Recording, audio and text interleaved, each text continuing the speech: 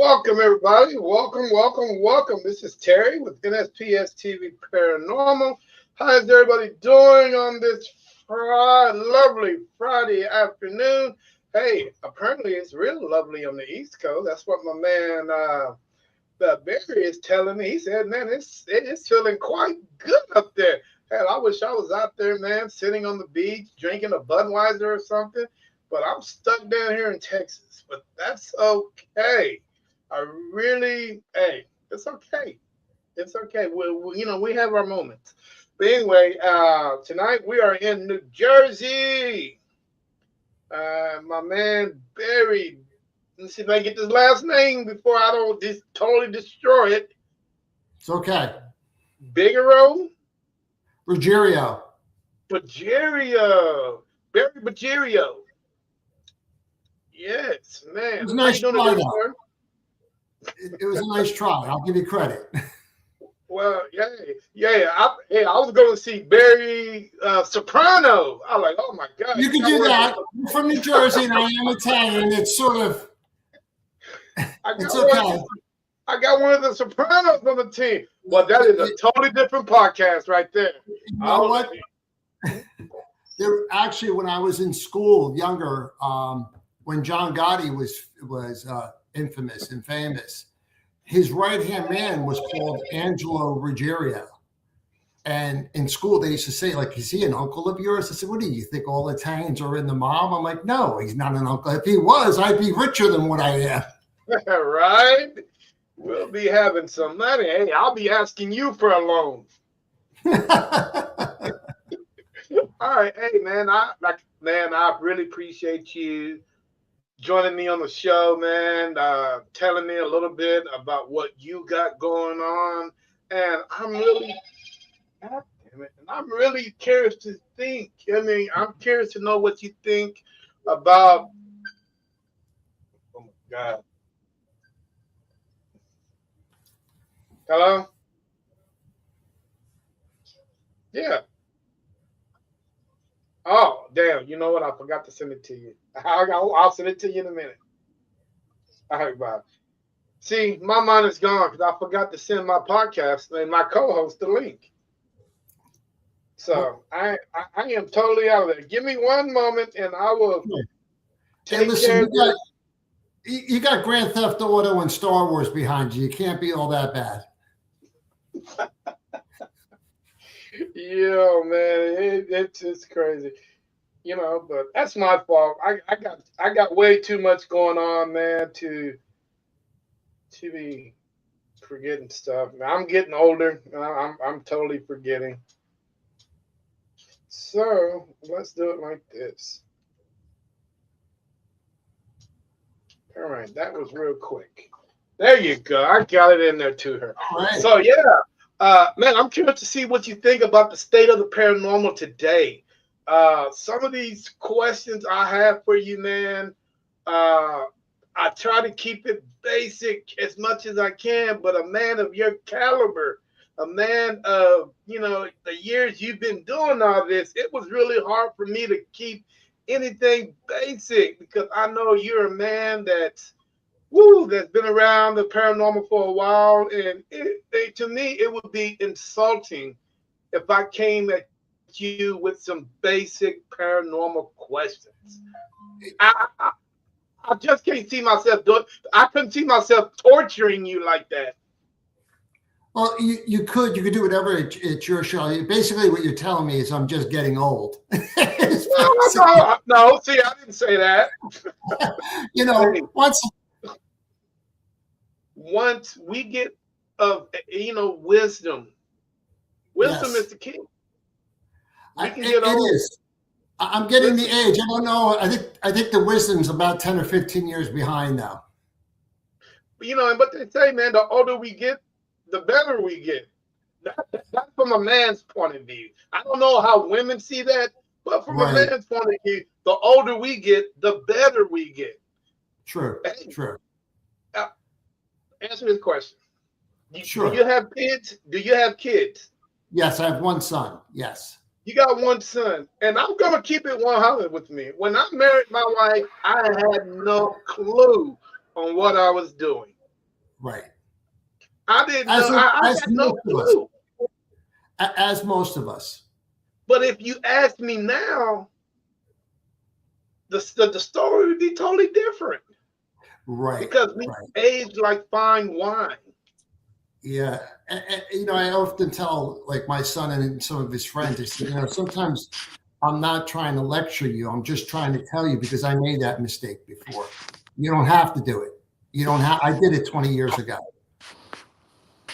Oh, well, I did it 30 years ago, and it was the best part of it's different for everybody. No, I mean, just in general about life at sometimes, you know, the younger, whoever, whatever you're in, if you're in it for a while in life in general, marriage, relationships, or anything, is that, you know, the younger person, 20 years old, says, well, this, that, and they sometimes look at it as you're lecturing them. It's no, it's, I've done it.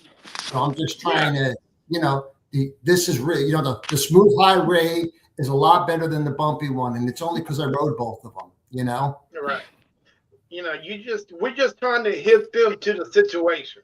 Exactly, exactly. And but I also remember when I was young, I didn't listen to anybody. So I remember those days too. I remember those days. Now, like I say, I had no clue on what I was doing. But if you ask me now, I'm like you, Barry. I can tell you everything you need to know. I don't know about. And I have my opinions on things. I don't know if yeah, they're always opinions. right, but I have my opinions on things, and you know. And like you say, the kids, they can take it or they can leave it. Either one. Exactly, exactly. It, They can take it. But either way, they're gonna have to experience it themselves anyway. exactly. That's the funny thing about life in general. It's a full circle thing for all of us. You know, Yes. the kid today that's it might think he's getting lectured one day will be our age and go, wow. You know, I remember when those guys told me that, you know. Yes. And they're gonna like, man, Dad, when me and Dad had that talk, and he was actually right on everything he told me. And sometimes you just gotta let them fall into the net. Yep. So that's what we gotta do. Let them fall right into the net. But I got a big shout out before we get started. Okay. Oh my God. Speaking of the devil, that's my son. I got a big shout out. I like to do a big shout out and to everybody out there at Brooks Elementary or Brooks Middle School that I went to that did a paranormal presentation to. So everybody, all the kids were amazing. So big shout out to everybody over there, man. You guys opened the school up to us, and man, you guys are amazing. Dude, I've never seen ages between the ages of 7 and 9 are so knowledgeable Mm, about the paranormal, and I know they've never in some of them have encountered some things, but basically what they're seeing is from the TV aspect of it. And these kids are a lot wiser than what we think. They know BS when they see it on TV. And some of these kids are like, hey, there's no way that can be true. So big mm. shout out to everybody over there at the school. I appreciate it. I'd love to come back and chat with you guys again and have some more fun. Ask all you questions that you ever want to about the paranormal. But in the meantime, I'm going to turn it over to Mr. Barry and let him introduce himself and tell the world a little bit about himself. So the floor is yours, brother. All right. My name is Barry Ruggiero. I've been in the paranormal now for 21 years.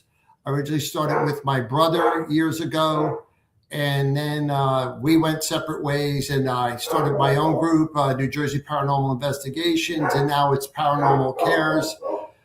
When I first started, I was taught by Dave Giuliano, who's a demonologist and also one of the pioneer paranormal investigators in the tri-state area, in the New York, New Jersey area.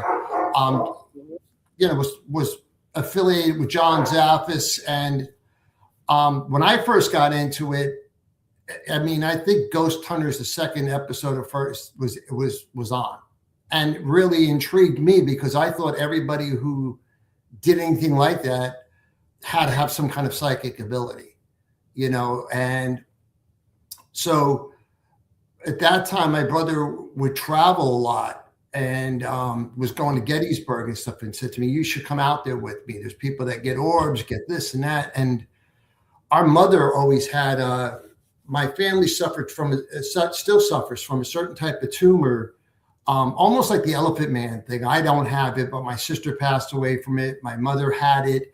I've had uncles and stuff pass away. And my mother would tell me a story that in the 30s, that when she was literally, the way it was back then was she had 5 siblings, and my grandfather could not take care of them. So what you did, you put them in the Catholic orphanage. And, he worked until he found this next wife. And that was just the way it was back then. And her mother passed away from these tumors, and she was in the orphanage one night, and she described a woman who was dressed in white and thought it was a nun that came and waved to her to come over to her.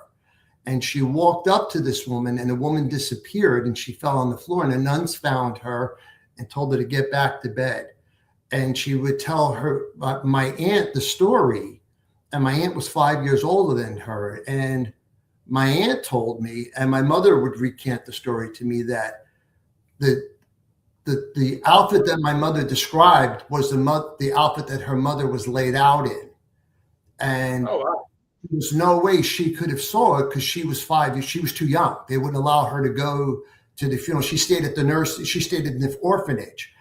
And the reason why she was dressed in white, and what my mother thought was a habit but it was to cover up the scar from the brain surgery she had, that she died from. Wow. Are you there? Interesting. So I grew up with that, always wondering, because my mother,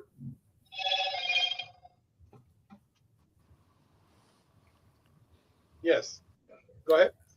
My mother was just one of those hard-nosed Italian women, 4'11", whatever was in front of her was real, whatever wasn't. I mean, her quote to me when I got into ghost hunting is, she literally said to me, "You're talking to yourself in the dark."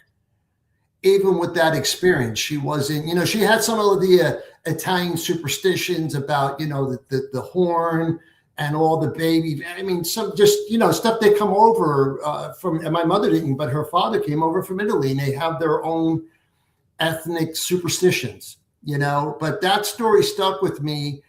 And then it wasn't until I went to Gettysburg with my brother that I was on the battlefield, and we went twice, and the first time nothing happened. We took pictures, and it turned out the orbs were dust and dew points, and we didn't know that at that time, but we learned. And then the second time I went out with them, it was the following year, and I'm walking, like they have, I don't know if you've ever been there. They have, I'm sure, like all battlefield or national parks or battlefields, they have these monuments, and they'll say the 9th Infantry from North Carolina came up to fight, the militia from Kentucky, from Connecticut, during the Battle of Gettysburg. And so I went up to one of these monuments, and they had a horse trail going down. And I went down the horse trail. And at that time, I had the cheapest thing they sold was a Gauss meter, just the old milligauss meter. And I'm going down the trail, and I literally hear someone go like, "Hey," but in my ear, faint. It sounded far away, but at the same time, it sounded like it was right over my shoulder that I turned. And I was like, I don't believe what I just heard. And I'm in the middle of the woods in the national park.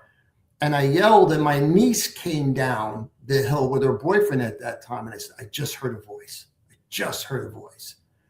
And we had the Gauss meter, and we're standing there. And then all of a sudden I said, "Could you do it again?" And she held the Gauss meter, and it went off and then stopped again.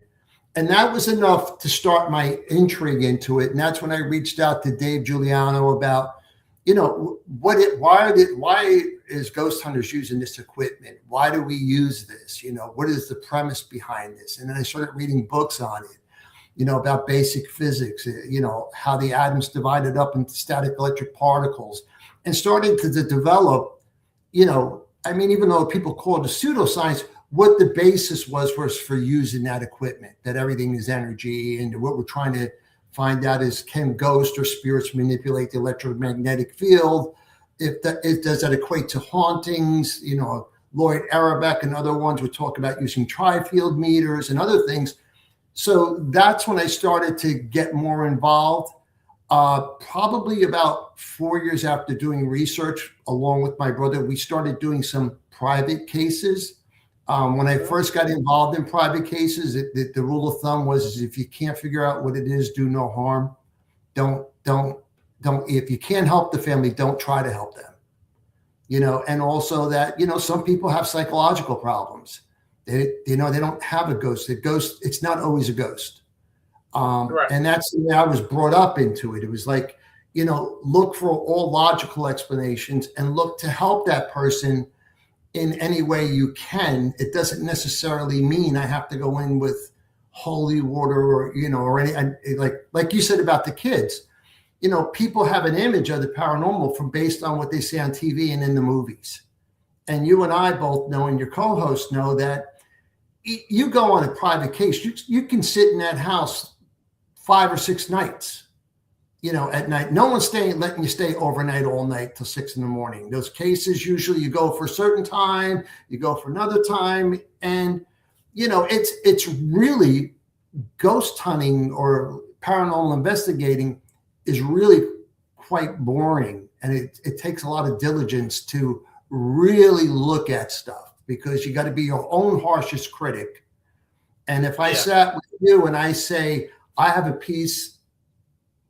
something that I experienced that I filmed, and I have an audio recorder that has a voice on it, I need to do my due diligence to prove that it wasn't someone else in the room, that it wasn't a light reflection on a video.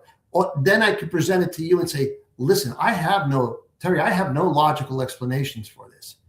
I've run it through the gamut. So it's something unknown to me. Now, and then present it to you. Now, if someone gives me when I do private cases, I'll tell everybody, walk me through it as if you're walking me through your house, as if you're walking me selling your house. I don't want you to tell me where the ghost, I'm not a sensitive, I'm not a psychic, but I don't also want you to tell me, over there is where we feel this, and over there is where I want to go in. And then after investigating for a little while, I said, after 3 or 4 times, it's awfully funny. I felt cold spots, or I felt watched over there, and the REM pod would go off on response to certain things.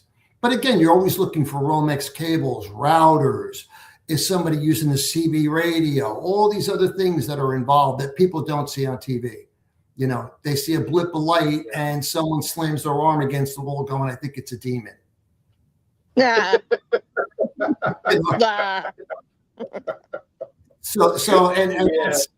And also I don't do the old, where we see now, I hate to say it, where you'll see all the guys where they're like this in a black shirt, and they're like, I'm not running into a fire. I'm going into a house in the dark where people feel either spooked out or an historic site. I'm not some kind of, tough guy going in to fight the ghost or anything. And that's what I see. There's a lot of pictures of that. And I'm just like, you know what? I do wear black T-shirts because I like them. I don't have to have a logo like your shirt. I don't have to have a logo. I just happen to wear black. You don't have to. And that's just, so now where I am, I started my brother and I started originally together, but 14 years now, we started doing public events where we would say to historic sites, let us do a case study. I believe that just like rings in a tree, there's residual energies left in certain homes that are 200 years old. If the trustees told me we have odd experiences, out of the corner of my eye, I see this, or the corner of my eye, I see that, or I've had this creepy feeling. I don't know how it is in Texas, but in New Jersey, the government really doesn't fund historic sites very well, if at all. Oh, wow. A lot of them are other than national parks, if you're an historic mansion or something and you're not part of the historic registry, which is part of a park, you're not getting that much in funding. So a lot of them, I said, listen, we could do public ghost hunts for you. We have a ton of equipment. people would get a chance to experience what they see on TV. And in return, you give us these places on the off hours to do a case study over 4, 5, 3, whatever amount of years. So I can say, over a 5-year study, I saw the White Hill Mansion always has these events happen to me. And I can present that as a case study and saying, I think this is all paranormal because in the amount of years I tried to debunk it. And it grew over the years to other places, Fort Mifflin and other places. As your name gets known, about 3 years ago, we were always doing fundraisers for historic sites. And then I was asked, could I do one for a drug rehab house, an Oxford house? And I said, gee, I can ask an historic location. Would they give me the place one night, not for them? And they did. And I said, gee, there's just much more as a community we can do. Like you speaking at the school. It doesn't always have to be about, we're also in a community where kids and people want to know about us. What are we doing with that, with that attention we get? Are we going to fight with each other? Are we going to go through all the drama we see on Facebook or whatever? Or are we going to try to elevate? And what I did was I just went to Paranormal Cares and I don't have a group. I just had if you were lived in my area, I'd say, you know what, Terry, you're a friend. Why don't you come and co-host this event with me? And the proceeds are going to go to St. Jude's Hospital, or the proceeds are going to go to Feed the Hungry. And that's when I changed it to Paranormal Cares. We became a 501c. And now the great thing is we keep the groups at mansions fairly small. We try to raise $700. We try to do it charging $78 a person. We only allow 9 people, so they feel they're part of a paranormal team. And then we go through the night. They run the gamut, how to debunk things, false positives and everything. And we want them to walk out with a good experience, but at the same time, that money is helping a cause. So it's a win-win for everybody, And to me, that gets back to we're all seeking spirits, but also it's good spiritually to do things like that. Yeah, that sounds really great, man. It really does. I like that idea. Too bad it doesn't work here.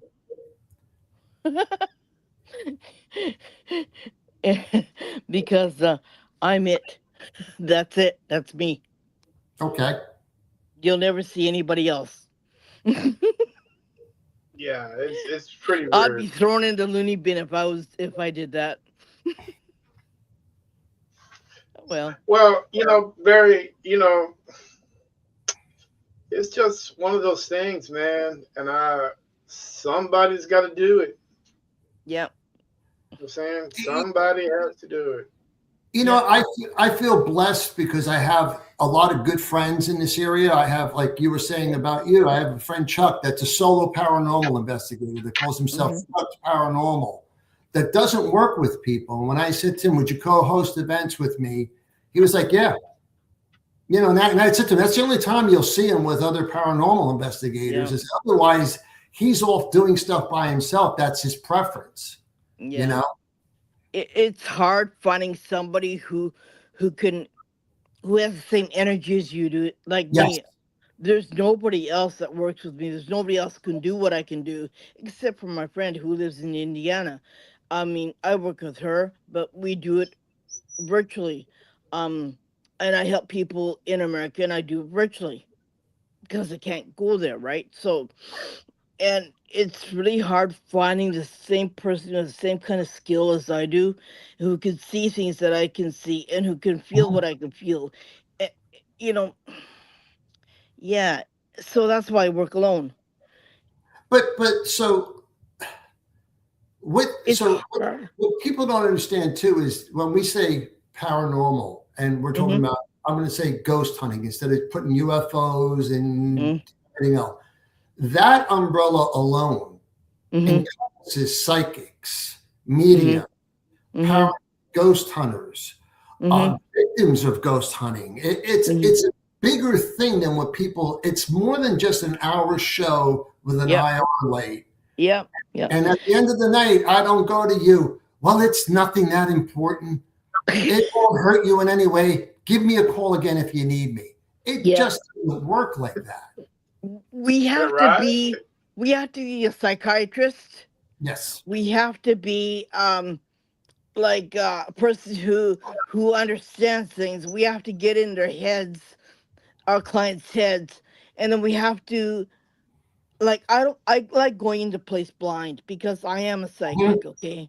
And I do see things and I don't want to know what's there and I don't want to know the information that's there and I don't want to hear any EVPs because it'll mess up my head because I'll expect that. So I don't like that. So it's really hard. I don't know.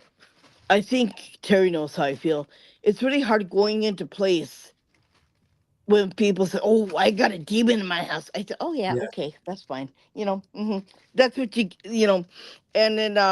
and then you go into, "Oh, okay, it's only so many spirits." Like you got, "Oh, okay, you got 50 spirits in your place." Yeah, okay, I can help you. And then so it blah blah blah, and it's done. And I said, "Okay, we're done. Next." and Right. I go to my and I go And, to my next case.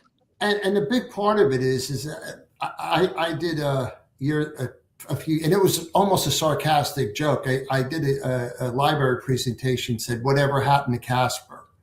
I said because Yeah, when I was growing up, it was Casper the Friendly Ghost. yeah, it's Scooby Doo. Right, right. And then it became The Exorcist, and everybody had a demon in their house, Oh yeah, and yeah, yeah, yeah, yeah, Annabelle, yeah, and yeah, yeah, every yeah, doll's yeah, on it now. And I'm like, yeah. just because you have a spirit in your house doesn't mean it's a bad thing. Yeah, remember burnt Exactly. offerings and shows like that came on afterwards? Like those were the most popular shows back then, and everyone wanted to watch burnt offerings. Everyone wanted to watch The Omen, um, stuff like that, right? And that was really popular. And then Bewitched came on, right? And then like we're going back, right? Right. Yeah, and then I Dream of Jeannie, yeah, and then and, like The Ghost of and Mrs. Muir. Do you remember yeah, that one? yeah, and everyone got it in their heads what they started singing in their house. I said, okay, yeah, Yeah, right, exactly. I, you know, and just what you said, Irene, was I too like to go in blind and on things, and I don't have any abilities, but I also can have a bias. I can't Mhm. have you telling me what you think is there. I had one person one time call me up. And she said, "I think I have a demon," and I said, "Why?" She goes, "I was in the she goes, I came out of the shower and I had 3 scratches on my back, Mhm. and isn't that a sign?" I said, "Well, let's try it. Let's do this." I said, I'm not going to dismiss you, but Mhm. let's walk the logical game, and please don't take it as I'm insulting you. Yeah. You said you were in the shower." She goes, "Yeah." I said, "Did you use one of those?" I'm a guy. I don't know what they are. Those Swifty things or the sponge things, a loofah. Yeah, Loofah Lufa. brush. Right. Yeah. I said that maybe scratched your back, or maybe you soaped your back. It wasn't because she said it was up near her shoulders. I said, "Did you have the water on hot?" I said, "Because sometimes you can get welts." Yeah, I and said, "So sometimes you hit yourself on the towel bar in the bathroom, exactly." right? So, and In the that's what it's. shower. So the way I said to her, "Listen, the first thing I want you to do is," and it really was an exercise in self control for her, is keep a journal. Just Yeah. because you came out of the shower once and you found 3 scratches on your back doesn't mean because you've watched The Exorcist or the Exorcist TV series that there's Yeah. a demon there. It's just Yeah. like I get people who now have the Ring cameras and they think their front porch is haunted. Yeah. No, Yeah. it's a Yeah. bug. Yeah, It's a bug. exactly, exactly, exactly, It's a bug. exactly. You know, And it's a you get these, it's a and you bug. get this crazy fly by night, Yeah, paranormal enthusiast walking in your home with cat balls. He got me with yeah. And that this, one. yeah, yeah, oh yeah, I love that one. I said, uh huh, all and I right, don't and I don't mean to mock anybody, but I just no, said to them, you're not used to seeing things. You put security cameras in your house and you're sending me videos of dust floating around. You're yeah, just not used to seeing things in an IR light. hmm, I went through that when I first started, but I had the yeah, old the old cameras with the cords. I said they didn't have Ring cameras then. no, But now no, you're new. But what would make you think because you put a door sensor in that your front porch is haunted. Yeah, I know. I mean, let's Or play you live. see something goes floats by. Oh, that's a ghost. Yeah. Oh shit, that is funny.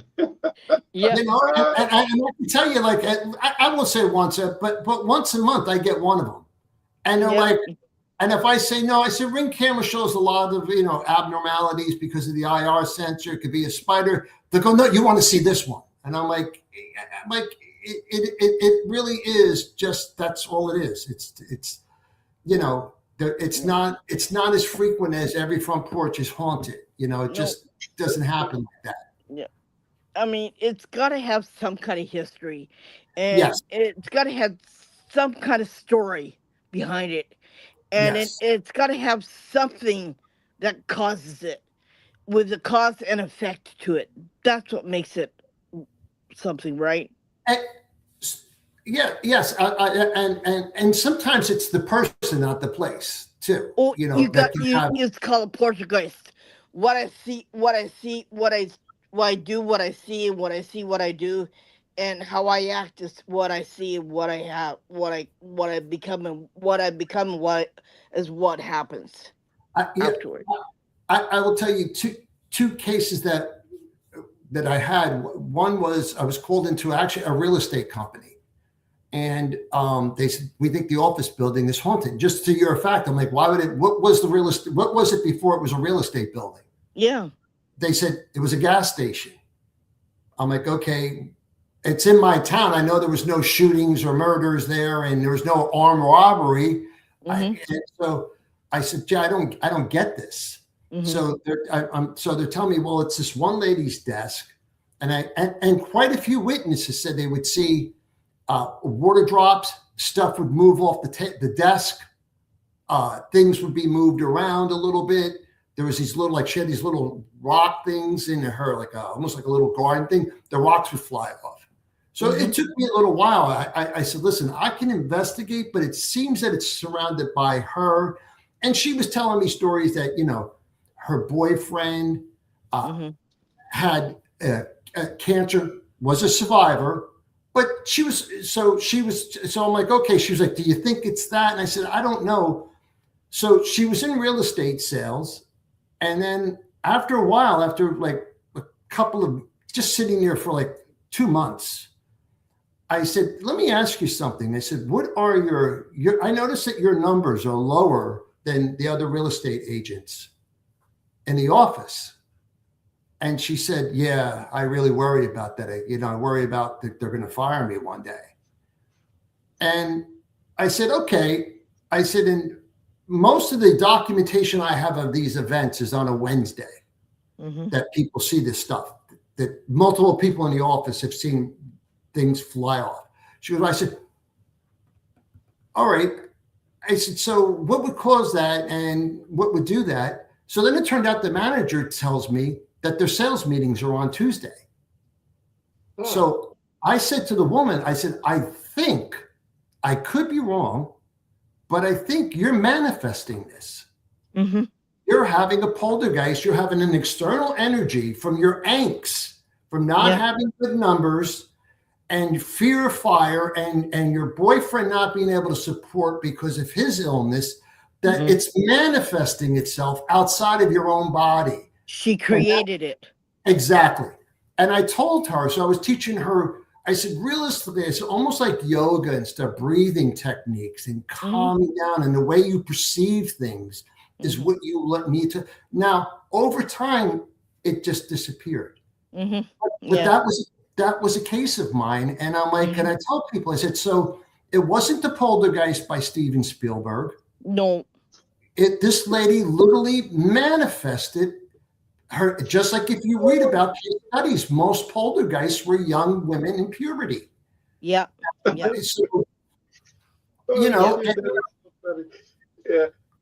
Man, you're killing me. I'm rolling over here. Oh, No, I mean, stop I it, hate to Terry. say I'm a paranormal investigator, but if a clown slides from underneath the bed, I'm leaving. Yeah, yeah, yeah. You know, Oh no, you leave, I'll be there. I said, where? Okay, let me see like, that. okay, If you're leaving, I'll say, hey, wait up, come back here. I'll pull no, you me, I'm back. like, okay, God, that's enough proof. I'm I'm retiring And now. you know what? All You know right. what? I'll drag you back in. I said, okay, we haven't investigated yet. We got You to know, do this. but Well, very. yes, Go ahead. No, go ahead. we all have personal, as investigators, we all have those personal stories, Yep, and Hmm. that's what people don't hear. yep, That's what these podcasts I hopefully share so much of, that we're not just guys who and women who dress in black who think we're armed guards going into a dark spooky house and we're braver than everybody else. We're really trying to explain something that sometimes is unexplainable, whether it be like you said, whether I have to be a grief counselor, a psychiatrist, mm-hmm, you know, is it yep, paranormal? A construction inspector? All these things have to go into play. yep, Yeah. yep. Yeah. And, Well, and that's crazy. and and then on my side, I have to be a paranormal investigator. I have to be um a medium. I have to have psychic abilities. I have to do this. I have to do that. Yeah. And he said, "Okay, where's my list now? Which one do I pull out? Which face do I put on? Okay." And then I said, "Okay, I gotta bring out that witchy part of me. Okay, so I gotta bring out that one, and I have to use my spells. Yeah, I gotta do that one. It's like you got a list, right? Like this long, and you have to pull out which one do I use, right? And you're going into this place, you just go, oh my god, right? It's hard. It's not an easy job. It's fulfilling, yes. You help your client, yes.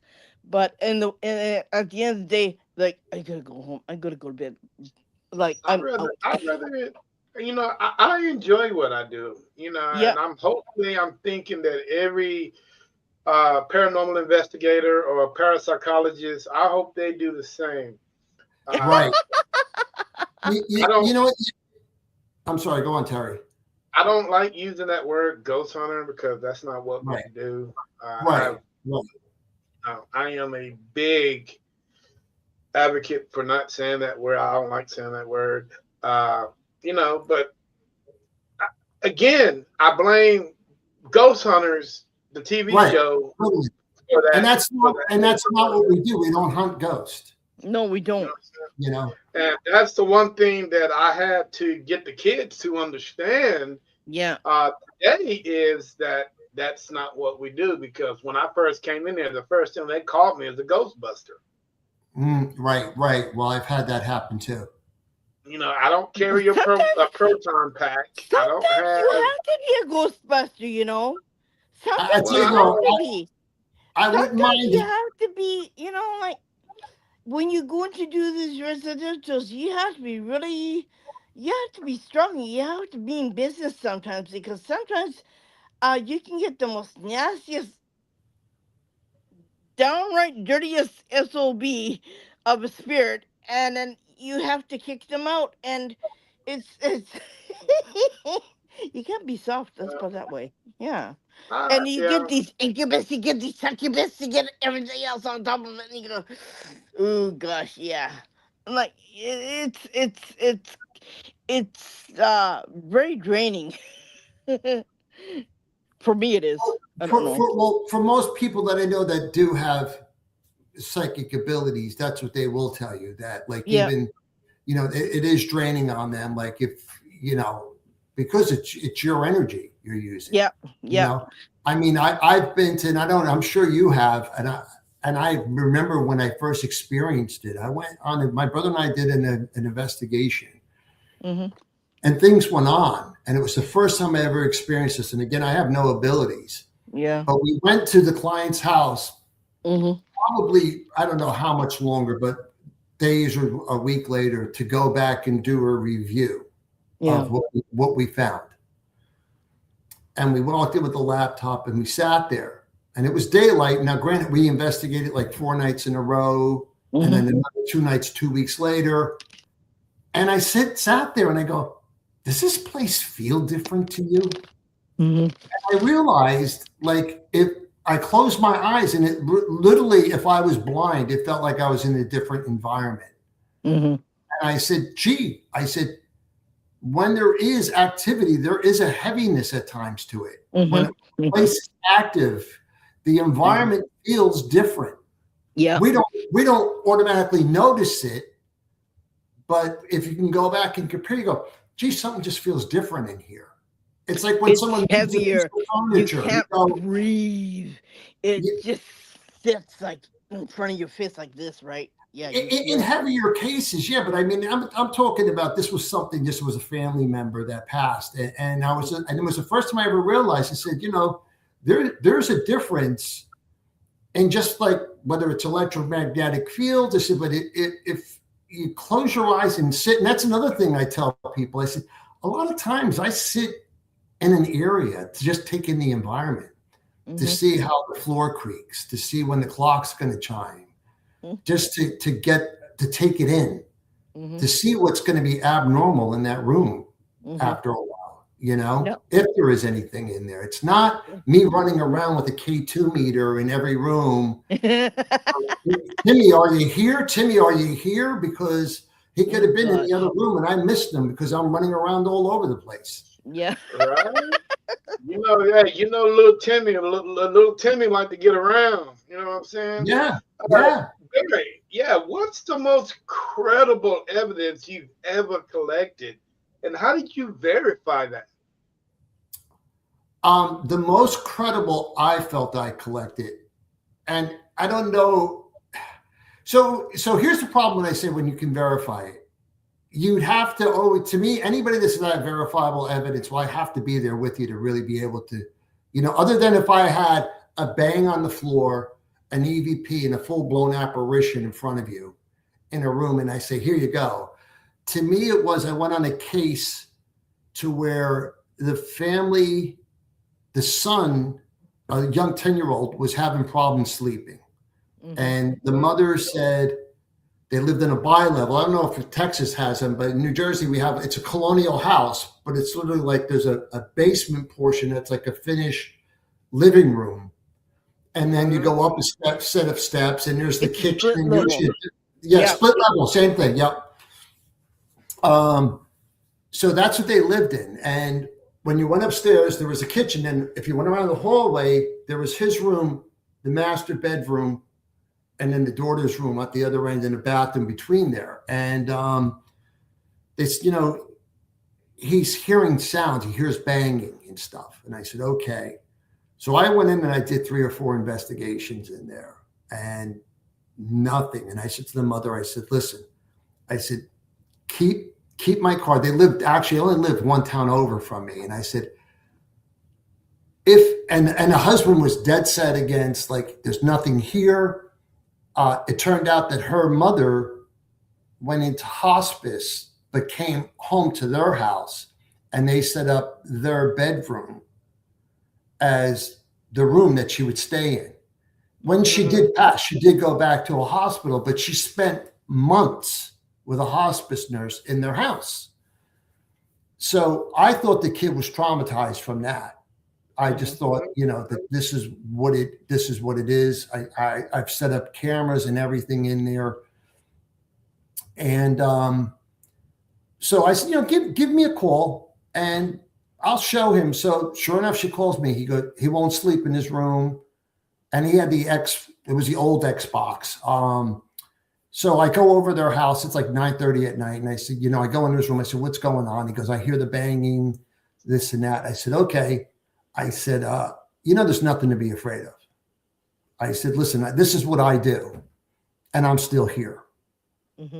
I said, I'll show you something. I said, just because I was assuming, he didn't say, I said, I'm going to go in your closet, and we're going to turn off all the lights. And do you have a cell phone? And he goes, no, my sister does. I said, get your sister's cell phone. You tell me when you want me out, and I'm going to be in a pitch, and you'll see nothing's going to happen to me. So I did that. Nothing happened. I was trying to reassure him. So I said, now I couldn't fit all the way underneath this bed. I said, now we're going to, I said, turn out the lights because I know kids are afraid to even look under their bed. I said, nothing happens. So another 2 months go by. I said, okay, I calmed that down. So they call me up. The mother goes, I heard the banging and he's petrified. So I get, at that time I had the Sony Night Shot camera. With the blue memory card. So I go to the house. I go into their master bedroom to where they still wouldn't sleep in there. It was too hard for them. And they had their literally their bed, the headboard and stuff against the wall. So I set up the camera in there. I set up a recorder. I asked the family, I said, please be quiet. I'm going to go into your son's room. And I'm sitting there with him. So I said to him, look, you can go to sleep. I'm just trying to sit here and watch what happens to you. I don't know if you sleep with the TV on. I hope you don't mind. The parents, I said, do you mind if I sit here? I'm a stranger. Do you want, you can leave the door cracked, but I need silence. And they're like, no, we want to get to the bottom. It's been going on because literally it was almost a year since they called me.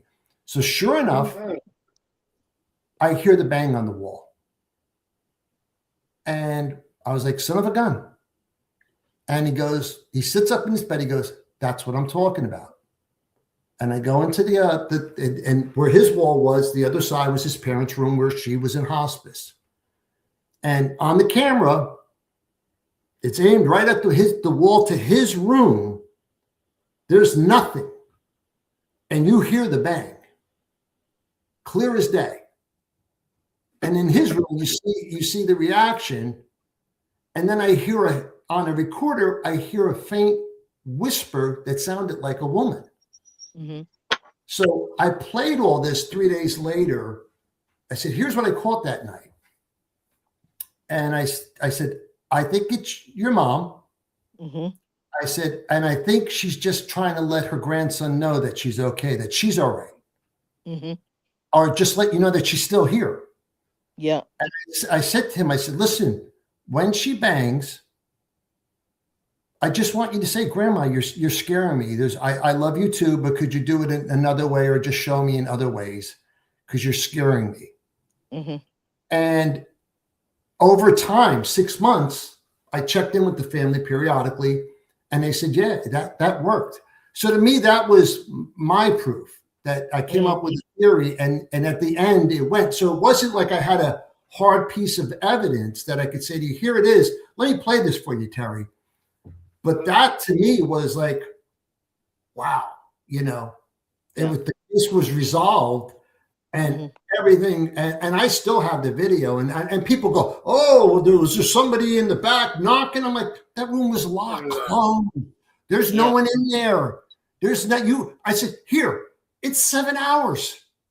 7 hours. I put it on and I went and got dinner, came back. And then when he went to bed, I said, there is nothing. And then you hear the knock. And in his room, the other DVD player, the other recorder, you see both of us pop up. And he goes, that's what I'm talking about. Yeah. And then on the recorder, you hear a whisper. Wow. I wish I would have been here to hear that. Funny you should say that because I'm hearing her voice and she told me, yeah, I just wanted the little boy to know that I'm here. Yeah. And I didn't mean to scare him. But yeah, it does happen that way. And sometimes they don't know, unless you tell them, they don't know how to react. Because the spirits they have one rule. They cannot engage unless you tell them how to engage. That's their rule. And if you don't give them permission, they will not go to you or they will not talk to you. It's just, that's their rules. They have the set of rules. Would you believe it? Yeah, but yeah, that's the way that they do it. And unless you instruct them on how to do it or what not to do or what to do, they don't know. That is cool, dude. I mean, dude, I wish I can come across something like that. Barry, what is your biggest misconception about paranormal investigating? What is the one thing that you hate the most about What do I hate the most about it? it? Hmm. A lot of the new equipment that comes out that has nothing to do with it other than people are building it themselves, selling it as ghost equipment. Yeah. My man, my man, my man, my man. I've been preaching that for the longest damn time. My Yep. man, you hit the hammer on the nail. Thank you. Yep. Somebody's out there that feels the exact same way I do. Yep. We need to stop doing that, folks. You know how much Yep. money you would save if you quit buying Yep. these damn equipment that you don't know if they work or not? Yep. Right. Yes, I am perfect. That is, dude. If you was here, I'd give you a big fat hug. I'm telling you. There are some That's things perfect. there that only, like, if I hear something, if I hear a voice, I don't have anybody to corroborate with that.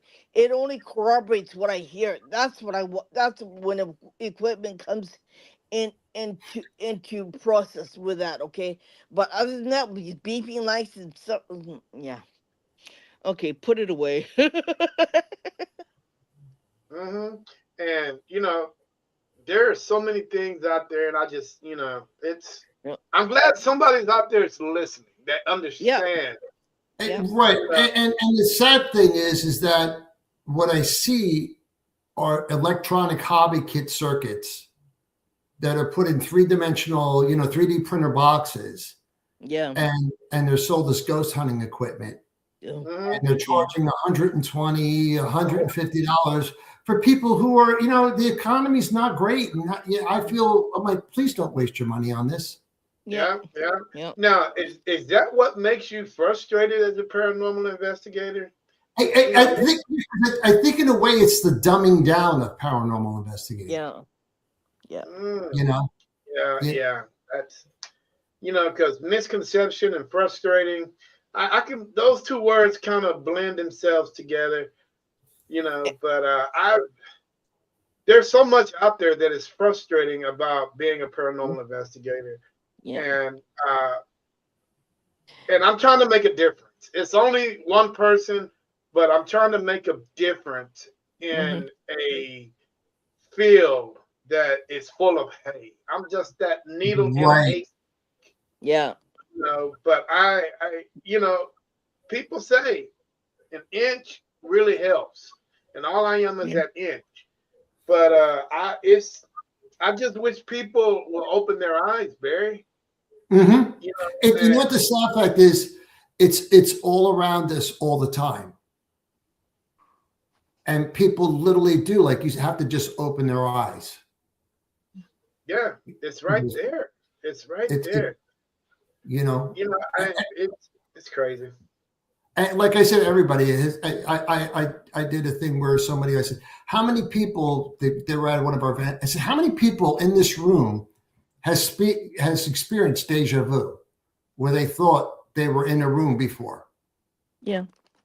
and they go, oh yeah. I said, so is that a prelude that you have some type of psychic ability that you've never tapped into, or is it just a coincidence? It's because we all experience it, Yeah. Yeah, but we I all mean, dismiss it. or when you do, is deja vu a form of double take? Yeah, When you do that double take, when you think you saw exactly. something, yeah. Yeah, exactly. Yeah. Exactly. Yeah. And I'm like, We all oh have man, certain amounts I of think abilities, everybody right? does that. It depends on if you tap into it or not, right? It depends on how good you are and how open you can be, right? Depending on how well you can see things. I don't know. But It's Y- weird. it's, yeah. It's weird. I don't mean to cut you off, Irene. Go ahead. It's okay. Yeah, but it's in your, it's gotta be in your blood, right? It's gotta be in here, in your Yeah. core. You gotta feel it. You gotta see it. You gotta understand it. You gotta taste it. You gotta feel it in here in order to see things, right? And everybody has a certain amount of it. They do.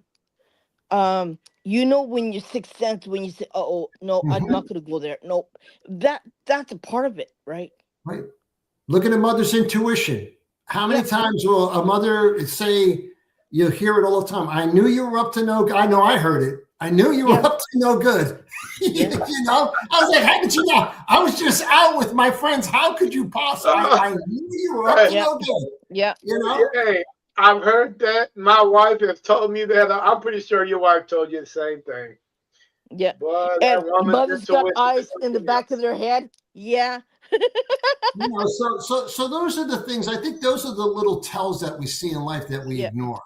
Yeah. You know and I don't want anybody watching this to make a mistake. I don't have a problem with equipment, No. but I think that education beforehand and Yeah. learning that the most the equipment is going to do is document, if you're Mm-hmm. lucky, what Mm-hmm. you've experienced. It's Yep. not there to find a spirit. It's No. there to measure a fluctuation in the EMF field. That's it. Yep. And if we believe that spirits are energy, if Mm-hmm. I say to you, someone touched me and whatever device goes off, fine, that's what it is. But when you let that equipment lead you, and I've seen it all now with the phone apps and everything, and I'm Yeah. like, you know, we're going so far removed from what we were supposed to do, Yeah. you know? We Yeah, I forget. totally We agree with that. forget. We forget how to use this. Yeah, you know, that the human body, you are the best piece of equipment you have. Yep. Yep. I That's totally why I agree like with you. going in. That's why I like going in without anything in my hand. Like I don't use anything. I don't like using it. And sometimes you get the older spirits here that really don't like equipment, and Hmm. they tell you to put it away. I say, okay, I'm putting it away. So yeah, I mean, heck, who might argue, right? Yeah. Barry, have you ever, and I'm going back from your whole 20 years of being a paranormal investigator, have you ever had a major discovery that you felt could change the science community stance on how they feel about paranormal investigators? No, tried, Mm, tried. I'm a pseudoscientist, and I've had discussions with people that were, you know, they were in physics or, you know, and you can't. There's a bias, and that's all there is. It's even from, you know, I can go to the Rhine Institute and all these things and cite so many things. And if you talk to somebody, I actually had a discussion with a gentleman one time, and he was a physicist at Rutgers University. Uh-huh. And the only thing I said to him was, he goes, you know what you do is a pseudoscience. I said, well, every scientific theory would be a pseudoscience until mm-hmm, proven. mm-hmm. You Exactly. know, I said, so I said, I don't mean to be rude to you. He said, okay. I said, do you believe in God? Because I know a lot of scientists don't. Yeah. And he said, I do. I said, okay, show me proof. Mm-hmm. And he said, well, what do you mean? I said, I'm not talking about the Bible. I want proof. Mm-hmm. And he said, well, I said, right, it's faith. He goes, right. He goes, but that's different than what you do. I Mm-hmm. said, you would take what I do as a pseudoscience clash / cult. And it's Mm-hmm. not. No. You know, it's just not. It's not that. I said, you know, I, I, I've had experiences in my life that I wish I could explain some other way. It would relieve a Mm, lot of headaches.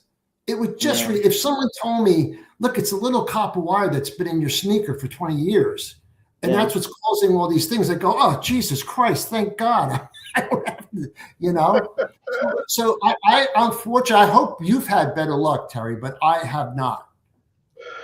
Do you That think? is a Do that you is think? a hard ladder to climb. Do you I mean, we're think going to people who? Do you think? I know. I'm gonna step on a. I'm gonna step on a. I'm gonna step on a banana peel. But do you think that people? There are some parts of religion that don't like us, okay? They call us a devil worshiper, or we're the devil because we believe, because we, not what we believe, but we do what we do, okay? Hmm. And we should be messing around with spirits or whatever, like whatever you call it, whatever's out there, Hmm. the unseen. And it's really hard because um I've been told that you should be doing that, and I said, why not? Oh, yeah, you're supposed to be going to church, you're not supposed to be doing that. Okay, okay. Like, it's really hard explaining to people about why I do this, Hmm. and why I quit going to church because of this. Yeah, and it just turned me off. It's really hard explaining why I do this, and I don't know. You tell me. For me, I've actually talked to one. I grew up Roman Catholic, and but Me too. I and probably about 15 years ago, I had a talk with a priest, and I've had Mm, several talks because if I have a darker case, I have a reverend that I can work with, and a rabbi, both. mm, That basically, I just say, you know what? If nothing else for the positive energy, please get involved. mhm. And I've had discussions with them. Just let's go to the diner, coffee cup discussions. Yeah. And the one I had with the reverend was more because priests are very rigid about what they, and I understand it. They're at a church and the whole bit. Yeah. But I said to him, I said, this is what I don't understand. I grew up where, if you're a Jehovah Witness, Christ is coming to get you, and he's going to bring you. And if you're a Catholic, if you sin too much, you're going to hell, although you can go to purgatory and suffer a gazillion years and then move to heaven. Yep. No matter what, Christ, that judgment day is going to come and Christ is going to take his people. I said, Mm, what I don't understand is why would God give us free will hmm. and then when we die, take it away from us and give us three roads to travel? Yeah. Mm. Why wouldn't we still be the same spirit? Our independence is our spirit. Hmm. Yeah. So why would something that created us want to take that part away from us? Yeah. And Interesting. I said, what so if you have gifts, right?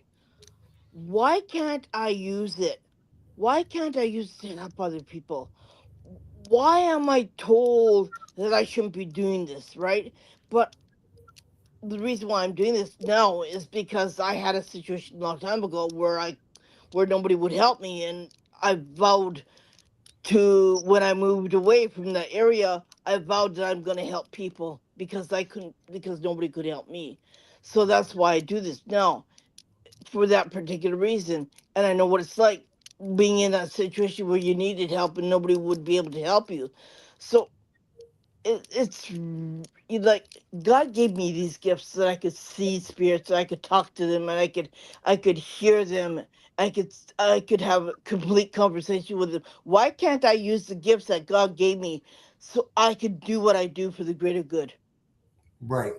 And again, so it's a touchy situation because then you got to get into Bible studies and where the Bible origin stories were, where they came Yeah, from, yeah, where and you can offend a lot of people in yeah, doing that the wrong way. yeah, So yeah, religion and politics are touchy things, yeah, and Mm-hmm. so it's very very hard yeah. to sit with somebody and say there's a few versions of the Bible. The Bible is a consolidation of a lot of stories put together, Mhm, and the stories from the wise men mhm, about the time when Christ was here was mhm, written many years after he was gone.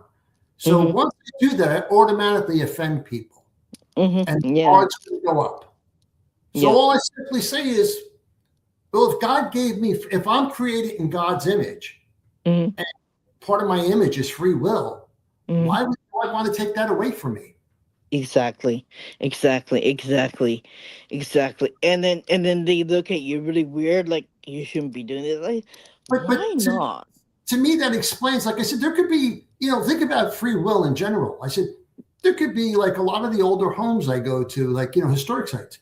It could simply be a stubborn spirit that says, look, I built this plantation. I'm not leaving it. Exactly. This is mine. Yeah. You're just, and because way back in the, that was the wealth. That was the stock. You were handing that down, mansions for generations. Yeah. And we change things. We change history. We try to make it later for certain ethnic groups and other things that we didn't do wrong. We didn't do that. And everything changes. And it's like, listen, if you're going down to there are, someone said to me we were talking about demons one day. I said, okay, they're like, demons. I said, let me ask you. So I said, the kid who shot up Columbine. You go, yeah. I said, and a demon with horns. That kid's no longer got a physical body. He's dead. Nope. Yeah.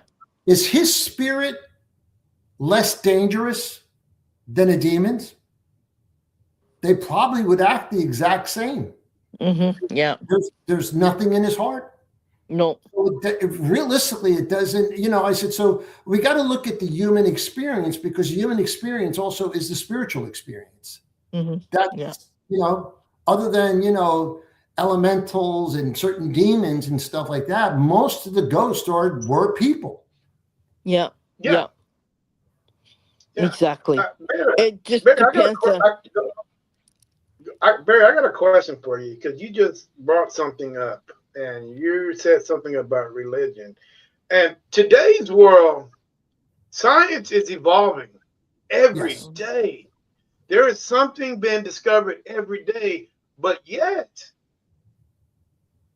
the Bible has not evolved in thousands of years. If you want to say thousands of years, you pretty much hear the same thing every time you go to church, or every time you go to worship.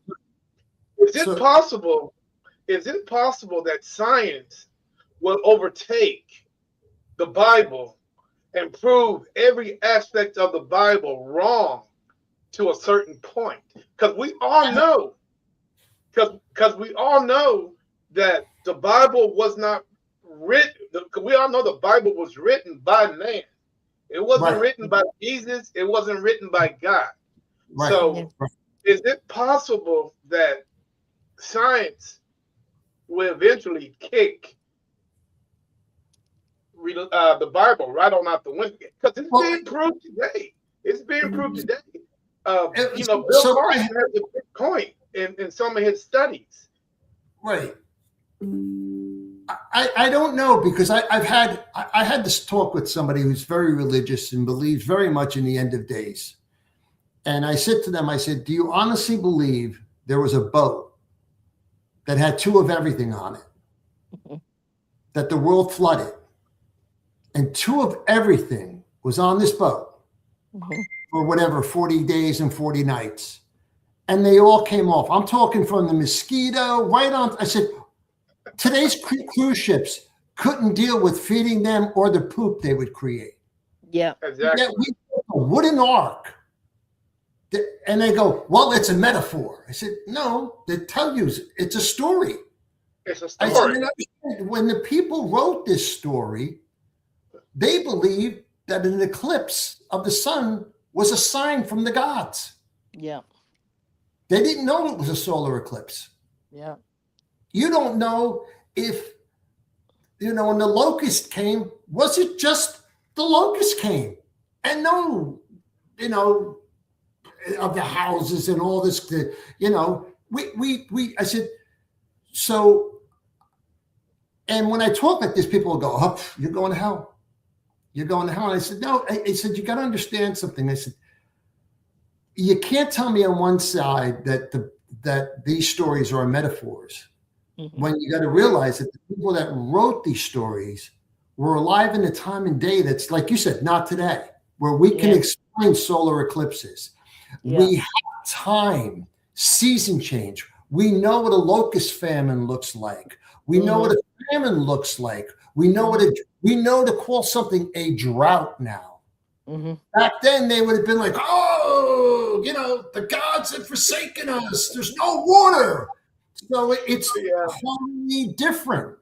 Yeah. Yes. And do Yeah. you know? And to me, people might think I'm crazy, but when you collect two of two, do you know what that sounds like to you? To me, But that sounds like a DNA bank. right, Yeah. right. So how That could sounds you? like DNA bank. Right, so we're told.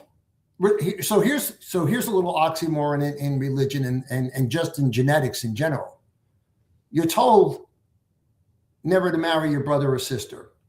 Yeah. You know that genetically you're going to cause some kind of malformations Mm-hmm. genetically Exactly. down the road. But yet we're going to take two of everything and let them mate, mate, mate, mate, mate, and that's going to lead to a perfect breed, perfect herd, no Mm-hmm. genetic defects. So I don't know if, but then I have the shroud to where science looks at it 10 ways to Sunday and still can't explain it. Yeah. So in one sense, I'm like, I think, and also depending on what religion you listen to, because in Judaism, Mm-hmm. Christ had brothers. Christ's older brother thought he was the Messiah. Mm-hmm. And Mary wasn't the Blessed Virgin. She was married to Joseph. They had, I think, 3 girls and 2 boys. Yeah.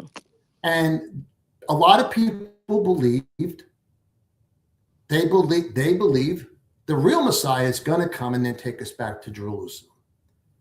Other Hindu and other forms say he was a prophet of one of many prophets, like Mm-hmm. Gandhi, or in Buddha or anybody like that. There was many prophets or enlightened people, Yeah. but I think what happens is we confuse spirituality with religious organization.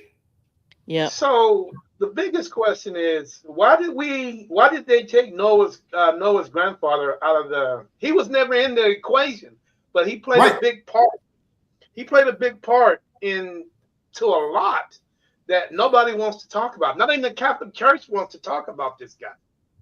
right, What is it that he see or he saw that he was kicked out of the Bible? right.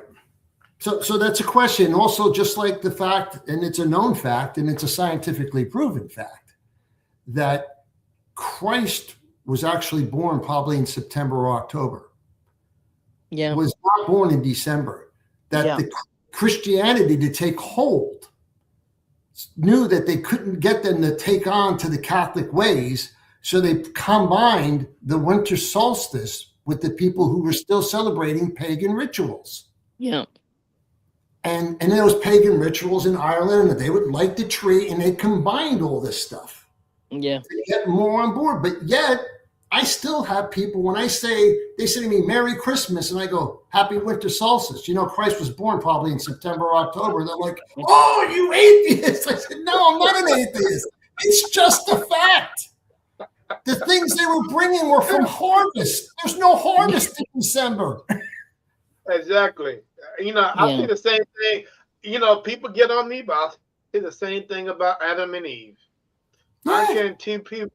How can two people spread their seed over 2 billion people? yeah, Man, you're cousins. Yeah. yeah. How is Right. that even possible? And so that's it's a slippery slope to when you bring it in, and that's why I try to watch when people say to me, "I have a demon." I say, "Well, then you're talking about," and demonology is really a either very Jewish thing or a very Orthodox Catholic thing, because Yeah. they were the 2 big prominent ones with demonology. So Mm-hmm. when you say you have a demon, don't tell me you're a Presbyterian, No. because it's not going to work. Yeah. It never worked. Right. So that's I said, so when you say that, understand where you're coming from, that demonology basically was a Roman Catholic thing. Yeah. The legions of demons and all this stuff. But here's the question, Barry. Wasn't all this paranormal investigation at one time a Catholic thing? It was I all a I Catholic thing I, at I one think time. I would say yes, because of the simple reason they were the first ones doing exorcisms. Yeah, And that's true. they were the first ones to send out. They wasn't called paranormal investigators. No, No. they were documenting. Yes, they were documenting this stuff. To see if you were worthy of an exorcism or not. Yeah, absolutely. But they used to send out, like the shows now, but they used to send out people they trusted to document things. Yeah, exactly. You know? So what is people that document? Paranormal investigators. exactly. Same thing, no different. So the next one that I God damn it, shut up. I got you on mute and you still going on. The next question that I have for you is, why did the Catholic Church back off? Why did they denounce paranormal investigators now? If it's something that they created, why are they backing off so heavy on it this day and age? Every priest I've talked to, and in some family relatives, you are either in heaven, purgatory, or in hell.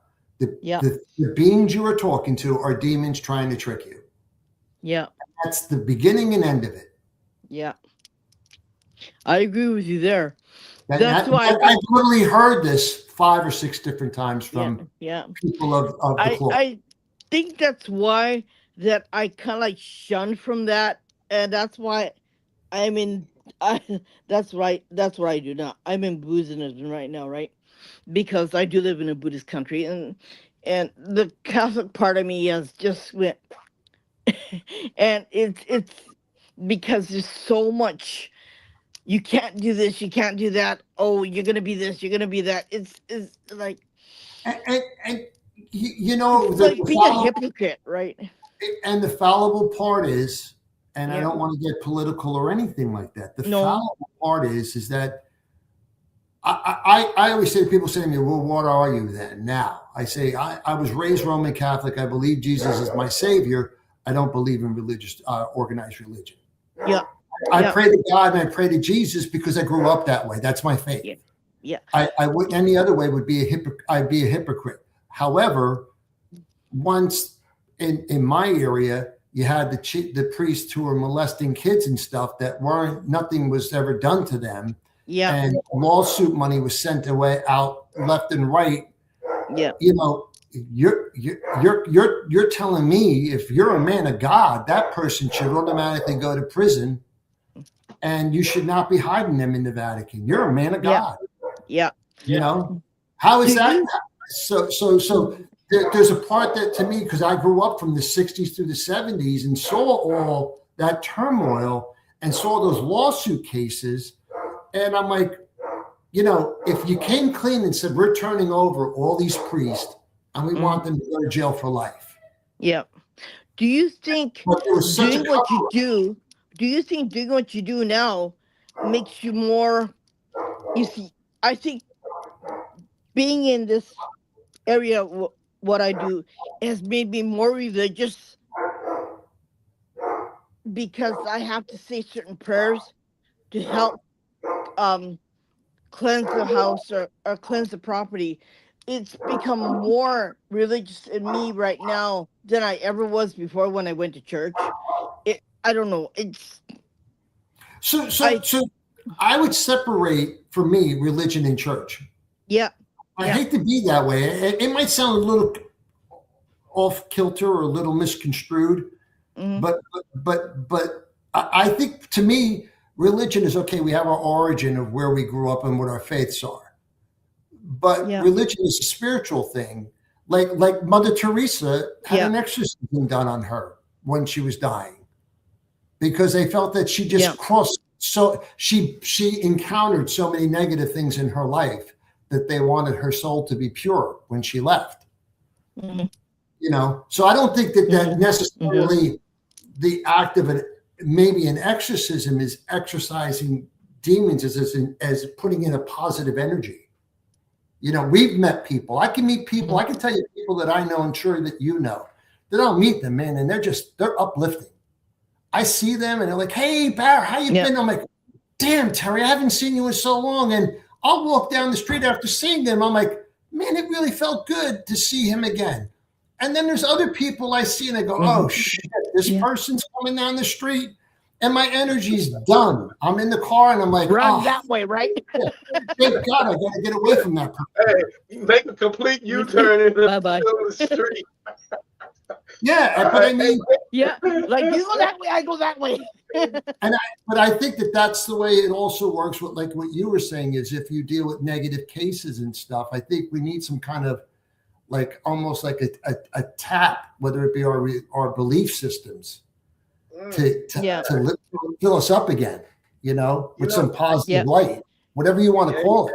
yeah, I yeah. think that'd be that's I cool. agree with you Barry, there too. have you ever, in your 20 years, have you ever left a case unsolved? And if you One. have, All right. So the one case is I had it wasn't really unsolved. Is we had a client. I was with my brother, young couple.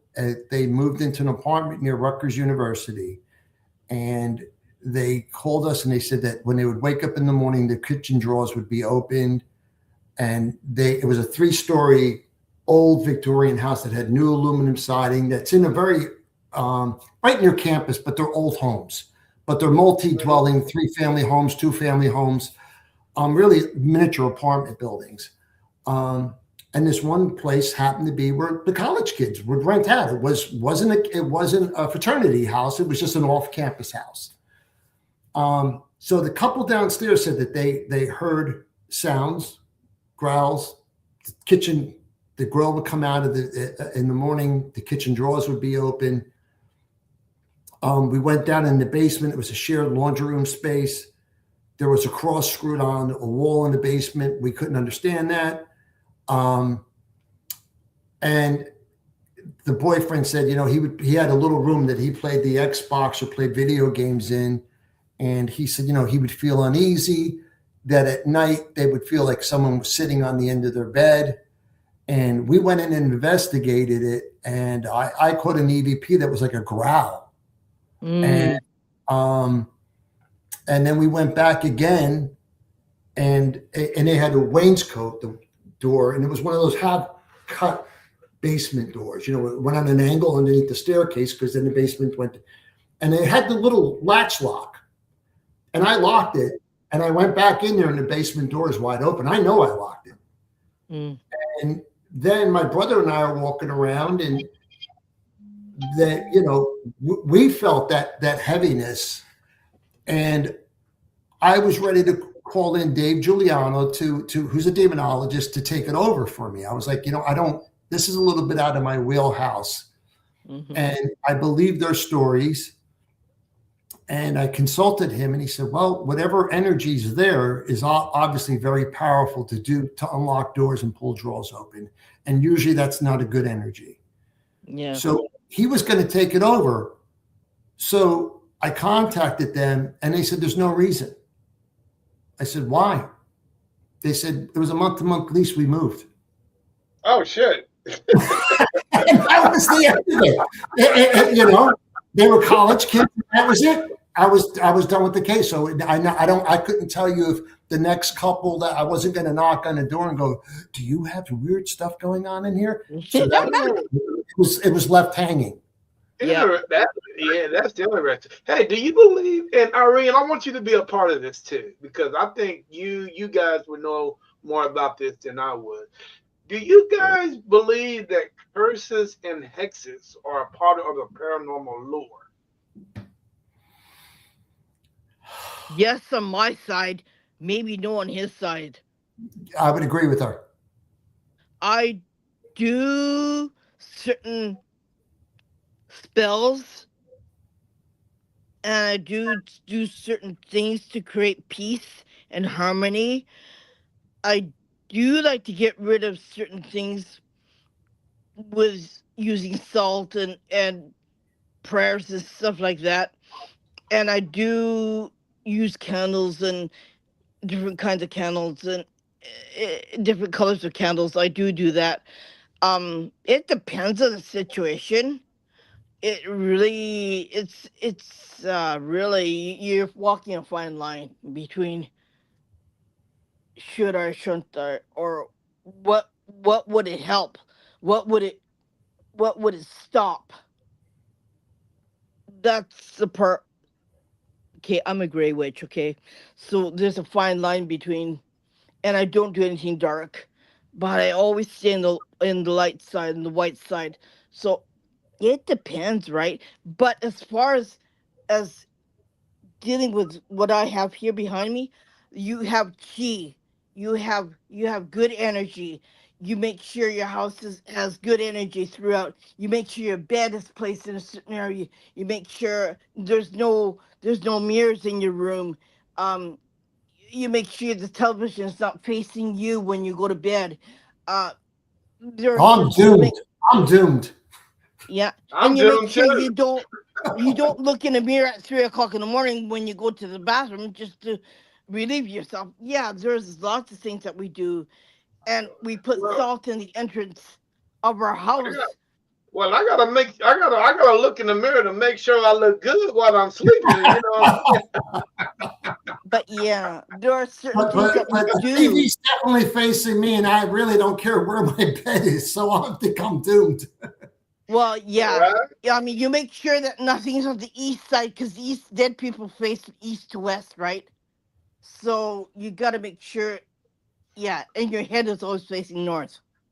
But you know what? That is right. I never noticed that. Every cemetery I've ever been to is always facing east to west, and the Mhm, person that you're buried is always facing east.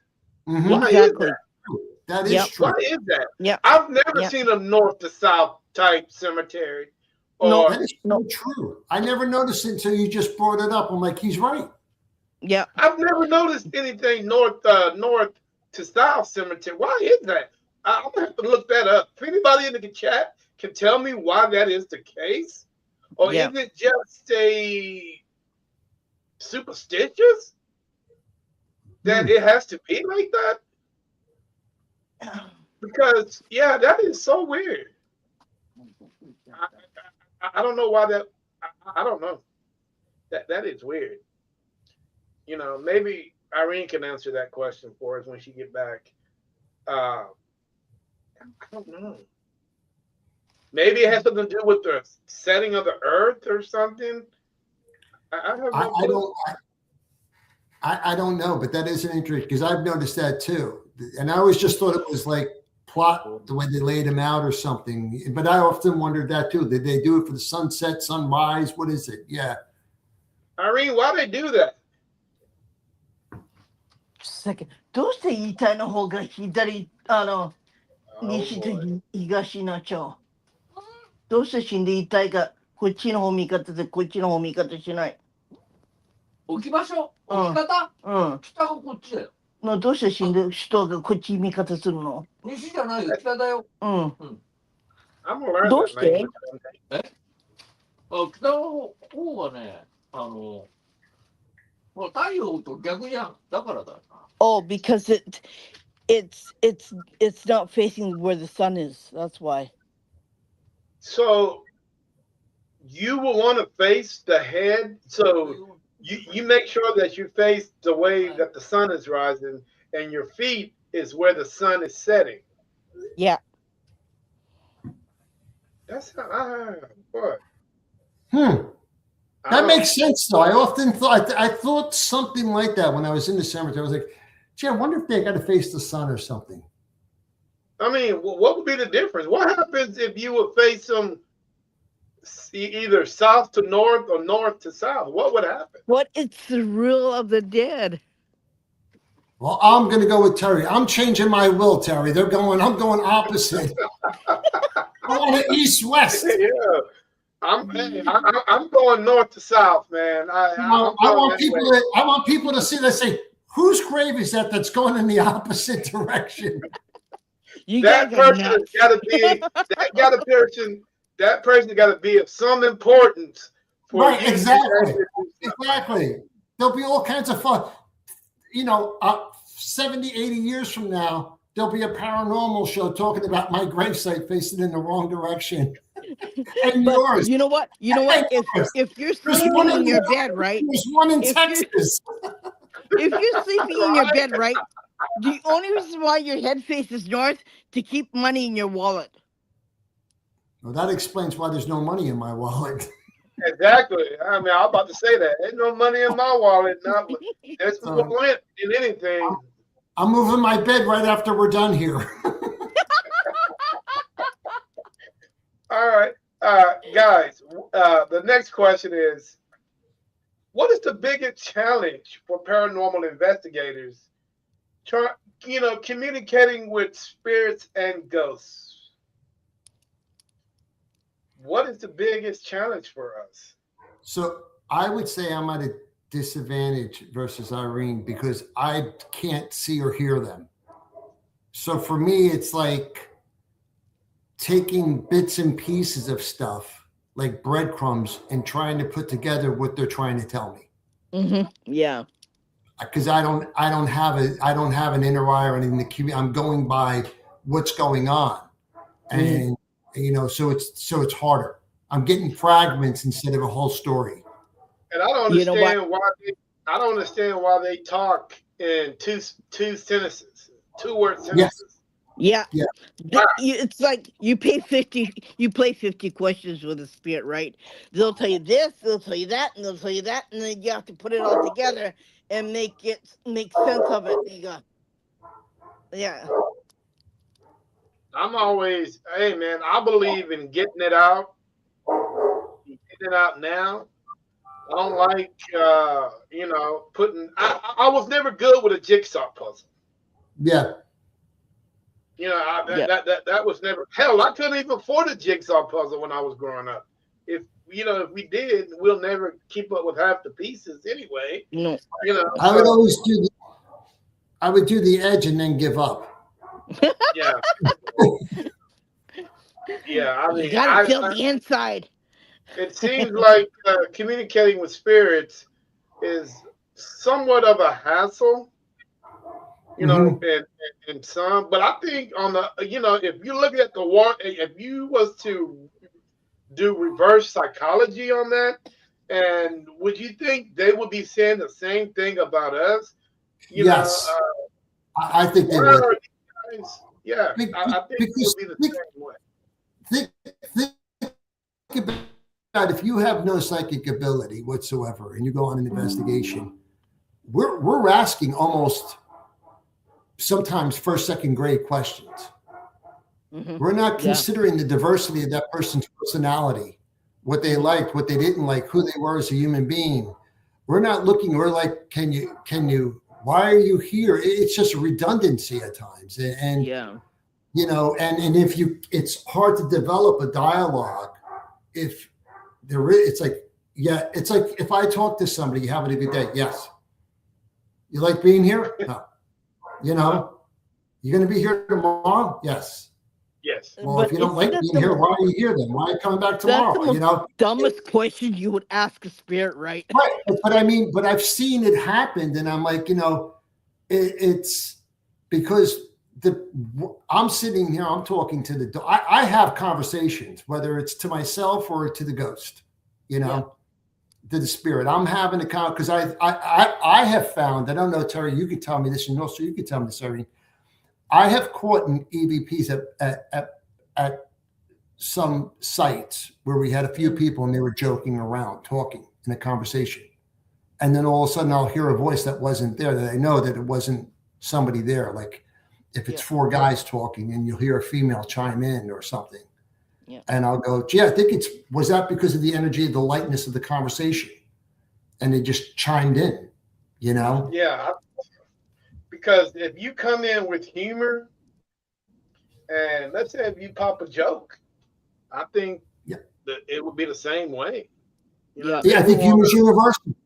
I think that's a Yeah, universal emotion, sadness, Yeah. humor. And I think humor will always be a good icebreaker with somebody you don't know, Yeah. you yeah. know? I mean, is it not like that in life? Is it not like that? And I can go up to the Oh, bar, I can tell a joke to a lady, and next thing you know, we're the best of friends. But if I go up there exactly. and be an asshole, it's going to be something totally different. But on the other side of that, Terry, they know you when you're coming. They know you before you're going there. They know you exactly who you are. They know what part of you is not well. They know the most inner secrets of your body and of your mind before you even go there. Well, I can't go into I can't go into a location thinking dirty thoughts because they will probably know. Because Right. you, they just know. They just know you.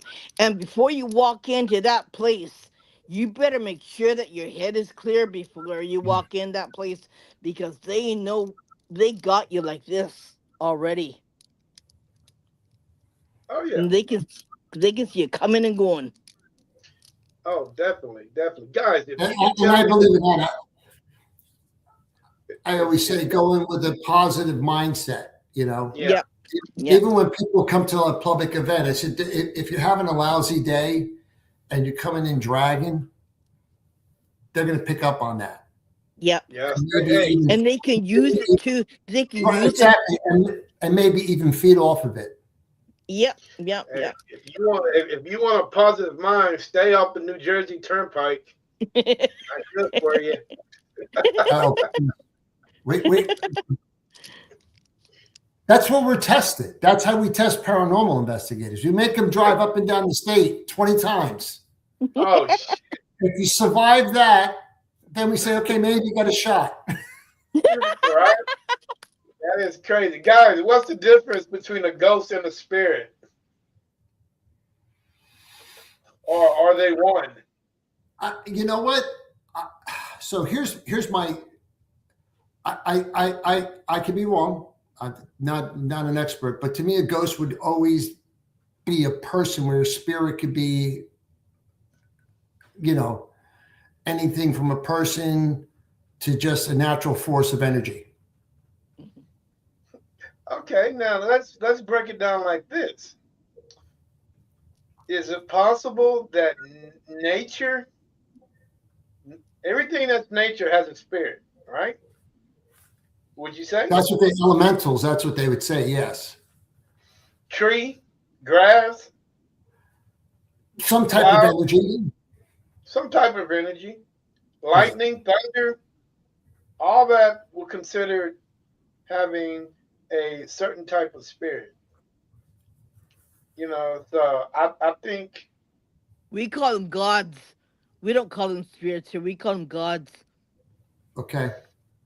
So again, you call them gods, and what Terry's touching on is really what the Indians believed, that Yep. elementals, that there were forces of nature that were spirits, and that's where my belief is that I believe that yeah, a human being could be a spirit, but really a spirit like Hmm. is forces of nature along with that.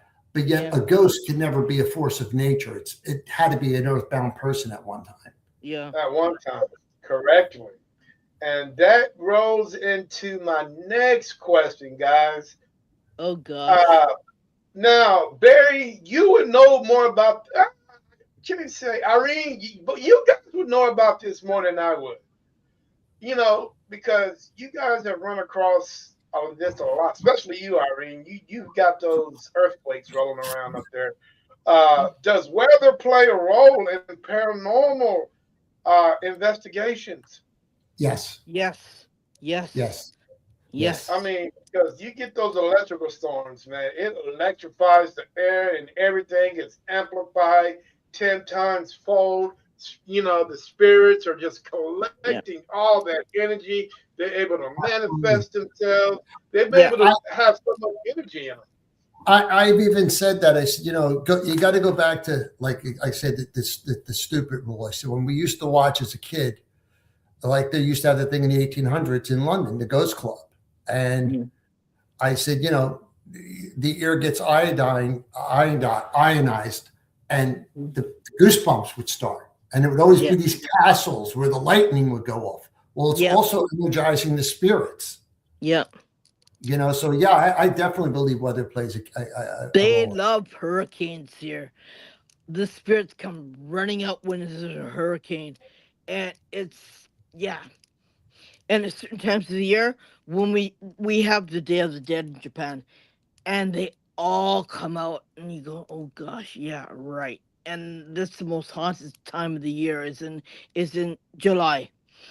Um, Unfortunately, it's the day of my birthday. Okay, so that's when all the dead come out because they're hungry. We have to feed them, but it hurricanes, typhoons, rainy season, they love it. I love it It's too. just Yeah, it's just no, I don't. I hate it, but it's just one of those when the high pressure's up. Yeah, that's when they love to come and play. That is cool. I've seen that. When you Barry, I don't know how you feel about cemeteries and graveyards and stuff like that, but I've seen some of the most unbelievable evidence where I've actually seen kids playing in a cemetery. They have Mm, no clue where they're at or what they're mhm. doing. They just out there having a great time and then, singing, hopscotching, playing with and these people. They don't even know that they're dead, and they Right. just having a great old time. I've actually seen a spirit. No, I can't even say a spirit. I'm gonna say a. I'm gonna say a ghost ball because I to this day I still don't know what to call it. On the top left side of my camera, because this camera was stationary, and this red ball came into play.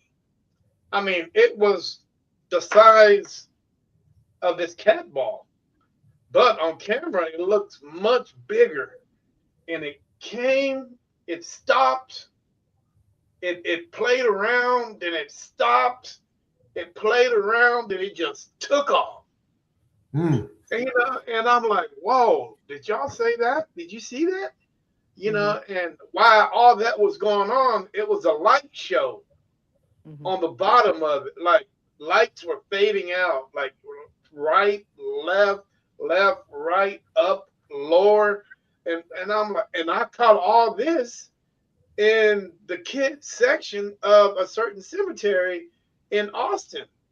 And mm. man, and I wanted to collect and I wanted to show the world what I have caught. Because I think that would have been evidence that nobody can really explain. But I tried, and for some reason, the forces that I was dealing with could not allow me to upload that video. Of Mm. course not, because you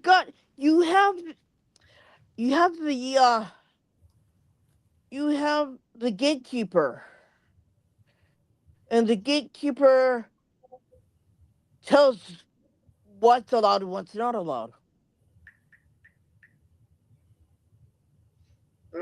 Yeah, and that was crazy. I mean, I that was one video. I was so proud to say I was able to catch that, and I was like, man, that is unbelievable. You know what I'm saying? Uh, Yeah. it was unbelievable, guys. How do you guys, Barry? How do you handle multi-layered history on an investigation where there's been death, death, death, some type mental, physical situation. Everything is just multi-layered into one big haunting.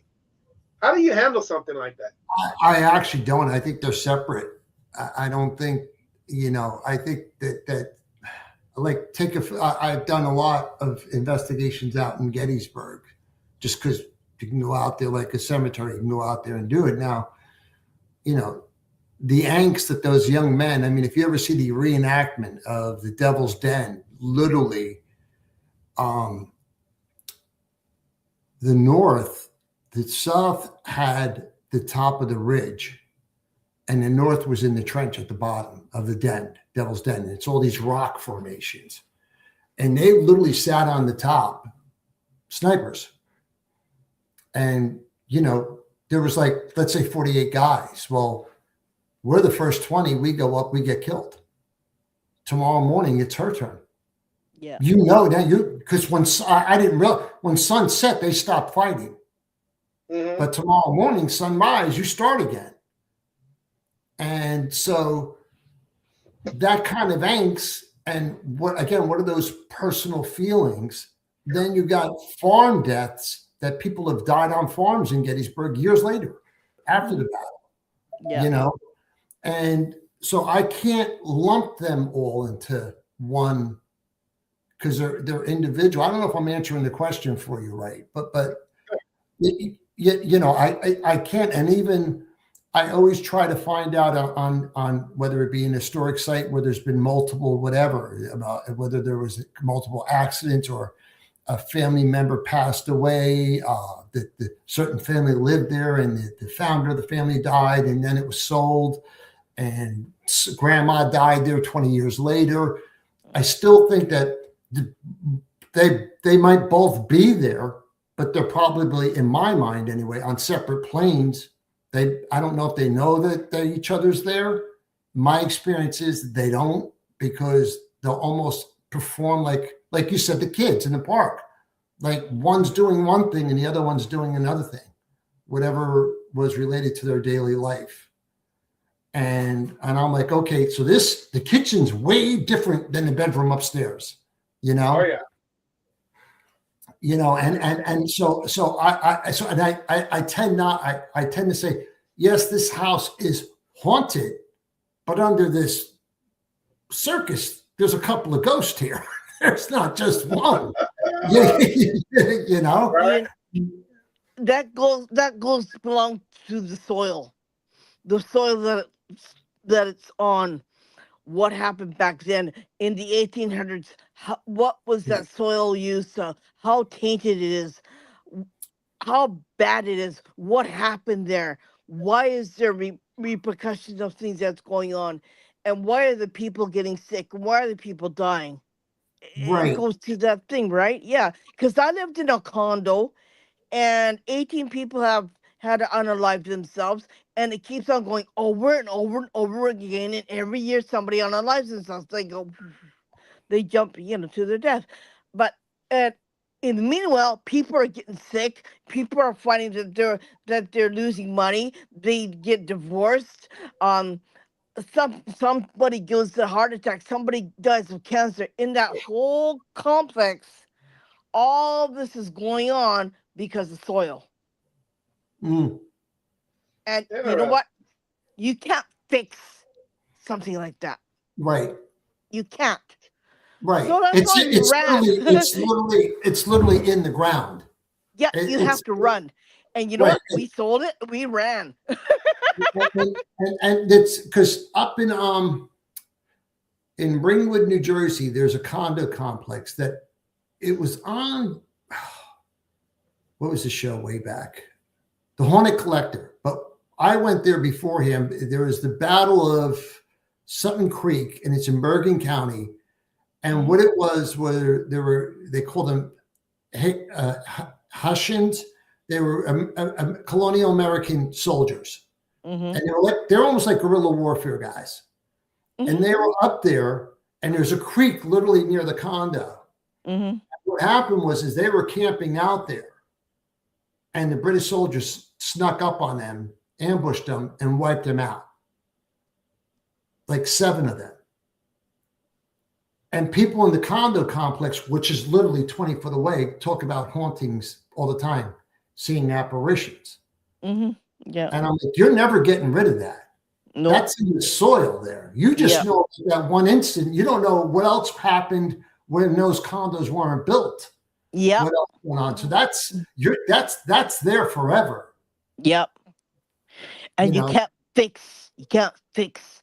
And you got another thing there, because you said that there was a creek there. Well, they're fresh running water, right? That creates also energy, right? So you got that going. And Right. whatever else is there, you probably have limestone there too, natural limestone in the area. So like la di da di da, right? And that's the other part too, is people have to get to that there are grounds that are so that the energy or bloodshed is so strong Mm-hmm. that you can't undo it. Nope. You just can't undo it. Whether you want to call it cursed land or whatever it is, Yeah.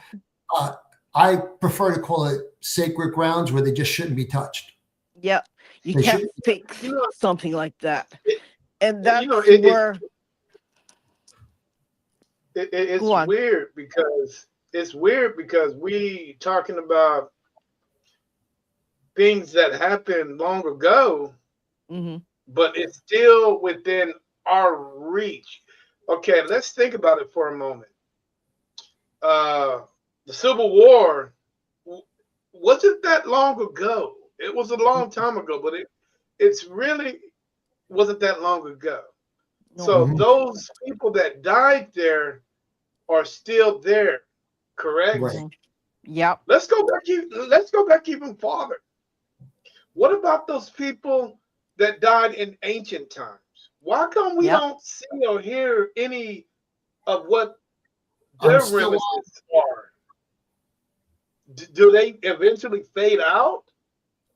I'm trying to figure out how this whole thing works I, Yeah. I, because I often wondered that too. Like, why don't I hear from Indian spirits, or do I not know they're Indian spirits? You know, it's weird. Or why come we don't hear anything? Because this what we all know that this planet is a lot older than what Yep. the late scientists. I'm not saying today's scientists. What the late scientists are what we're saying. They saying this planet is probably 7 billion years old. I Hmm. think it's way much older than that. Hmm.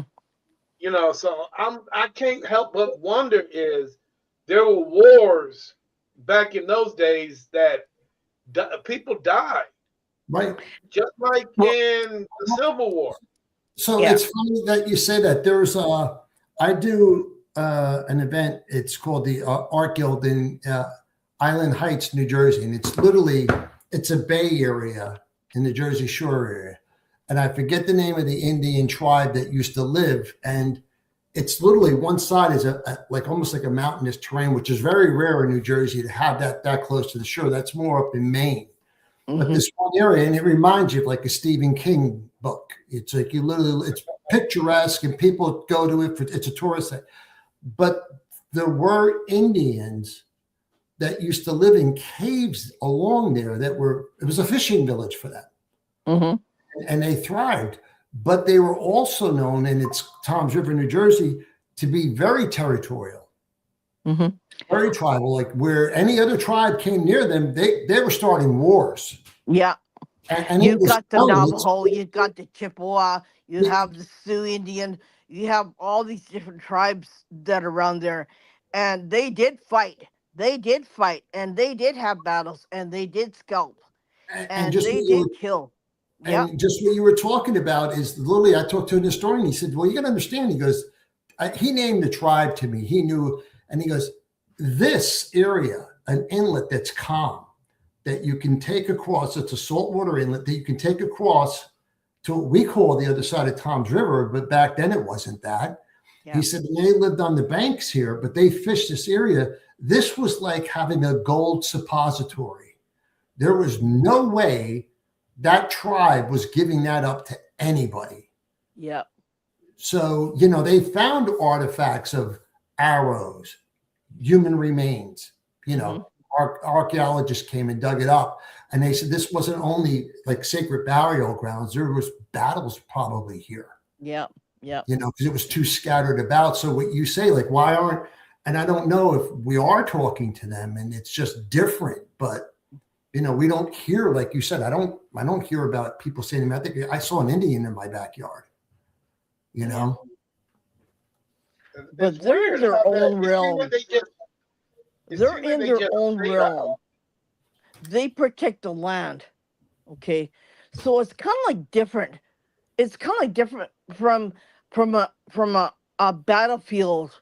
Like we have several places where World War II happened, right? And there are several places that are extremely haunted that you're not allowed to go on after dark because it's dangerous. And look at Okinawa, right? They had a lot of battles there too. during the World War II, and that's more haunted than here. So I think, and they're still haunting that area. So it's a little bit different. Soldiers are a little bit different than than tribal spirits. Yeah, It's interesting. It's an interesting theory. I mean, on this how is what we're things happen. talking about is what needs to be talked about in the paranormal. Yeah, yeah, yeah. And See, there's one.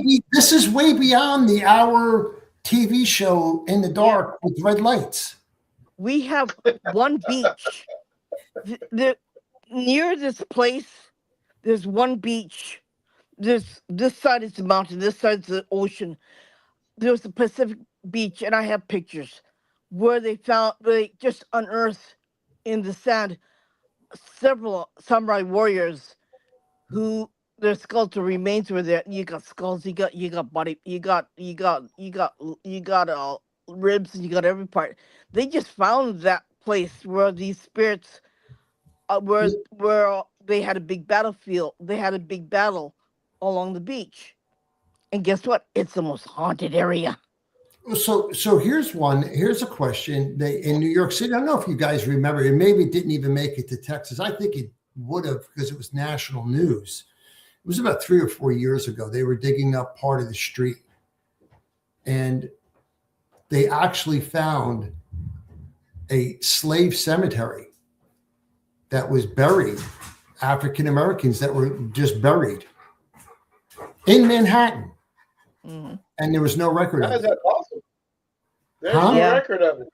There was No. no How did record that of it. happen? No. They brought in geologists and they brought in certain historians and universities that said, yeah, these are African American descendants. More than likely, they were from the Dutch and they were slaves at this point in time, Yeah. judging by the location. But here, the city of Manhattan was built on top of it. And then once they found out, Yeah. they said you can't build here anymore. No. So And what now did they there's do a with the land? shrine. Huh? So what did they do with the land? It's now a shrine. It's now a Oh, shrine. that's cool. It's a memorial to what happened, and to remember what happened. That is But really cool. I was blown away that I'm like, so for how many hundreds of years, who buried them there, and how many politicians and people had to hide that fact Yeah. that it was Well, there. because that was a no, no. I mean, that's a big cover up. No, You yeah. weren't supposed to And talk about it, right? It's not like, and you don't see yeah, that in history books either, right? No, No, no, because you never will. You no, never no. because will. yeah, And That's that's a where no.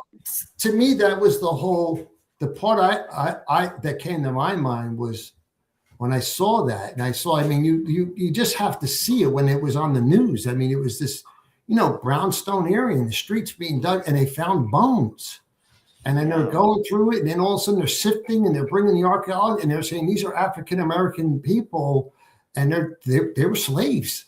And yeah, I'm like, yeah, wow, how could you cover up? I said, and literally, I said, obviously it had to be a big cover up. And they said, the sad thing, really, that was is at that time, they were disposable human beings.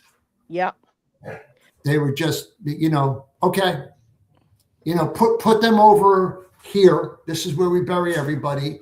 yeah. Usefulness Yeah. is over. They And just dug a hole and yeah, threw their exactly. body in the hole, and that And was it. And it kind of reminds me of during COVID. I can't remember that island uh, in Manhattan where it's the strangest thing is they had prisoners set us, prisoner. They had prisoners from was it Rikers? Yeah. Potter's Field. Digging holes in these bodies. They were digging. The Island of the Dead. I don't know if you know where that place is in New York. Yeah, it's Rikers. She's right. It's Rikers. Okay. Yeah, they had these people just burying bodies on top of bodies and not doesn't matter if it was a kid. It had a small crate. It was getting buried.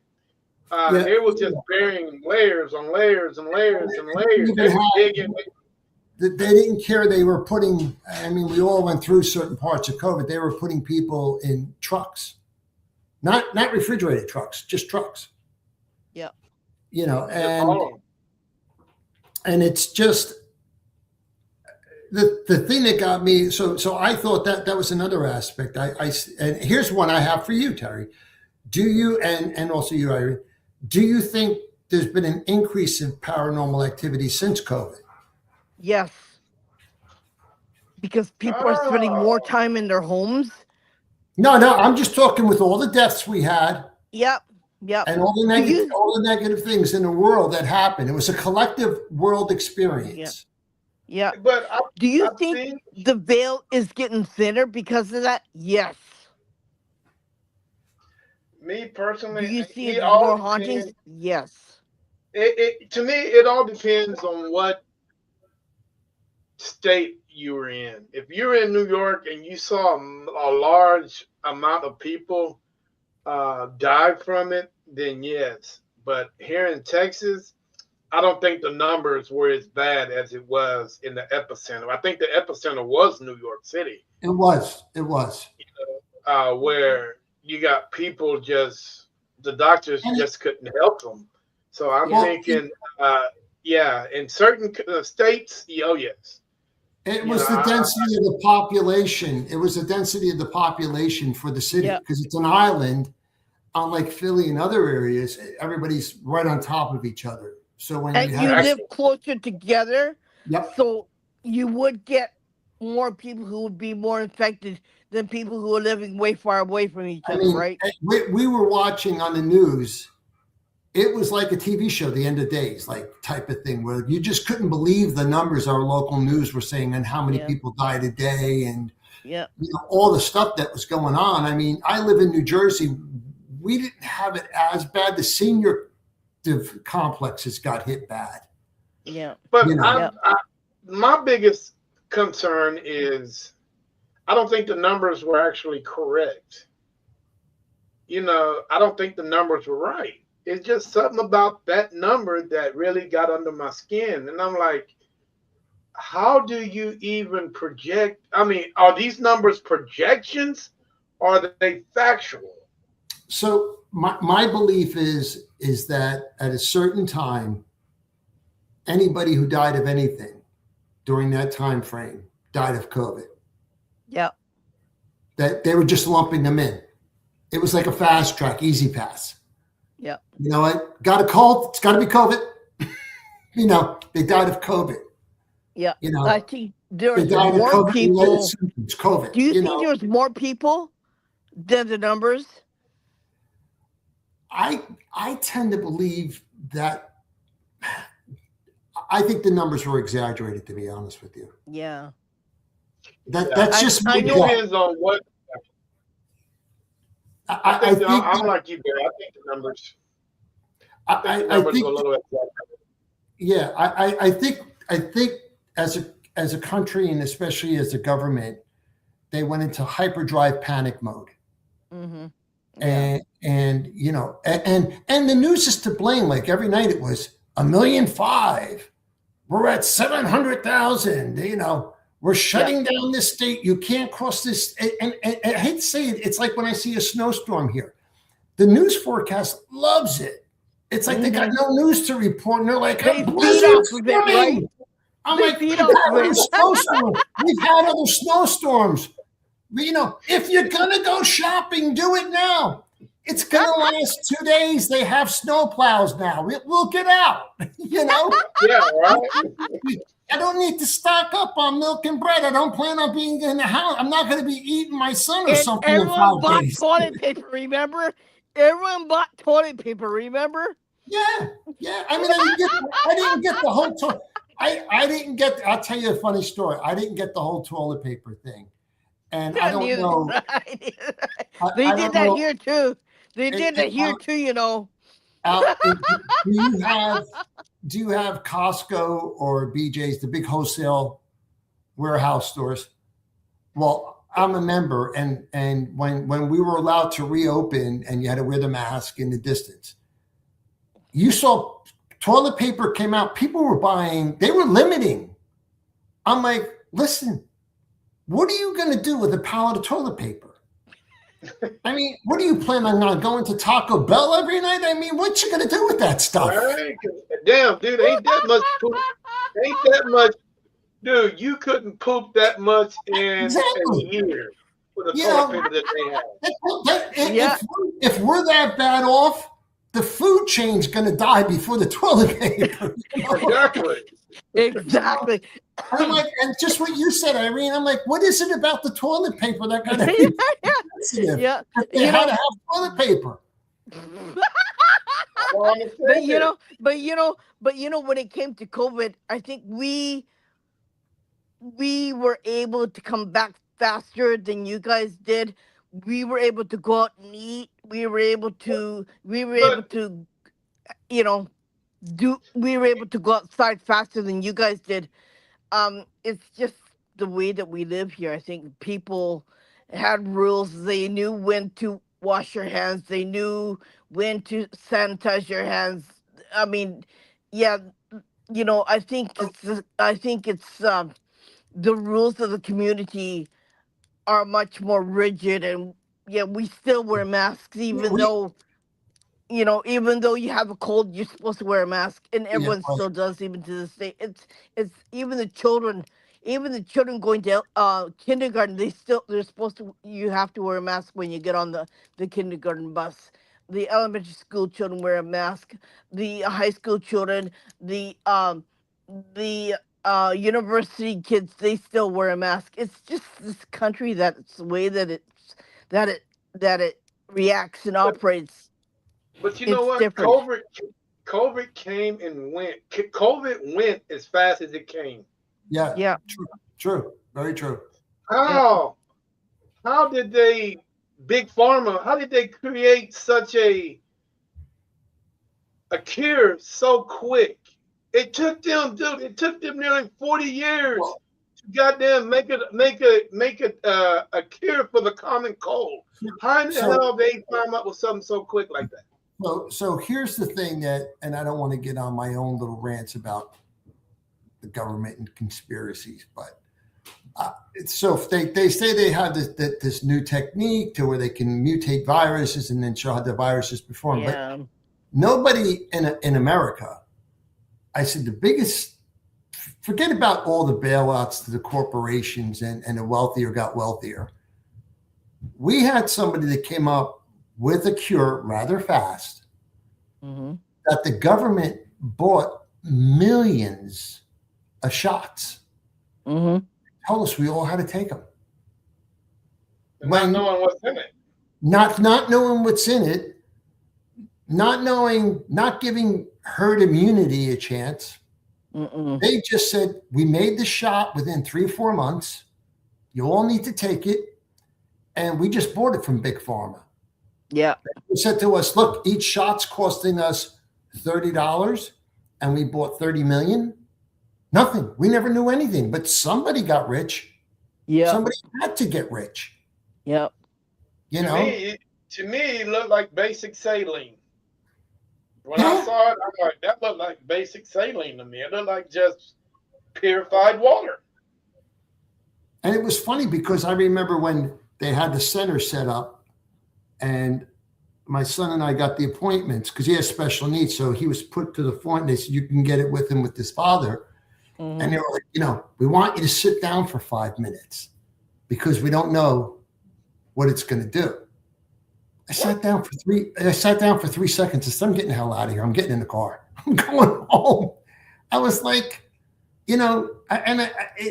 so again, I always look at that. I go, when everybody talks about that, I said, just what you said. I said, do you ever question why we came up with it so quick and why we were all forced to take it and why the government paid for it? Because that's our money.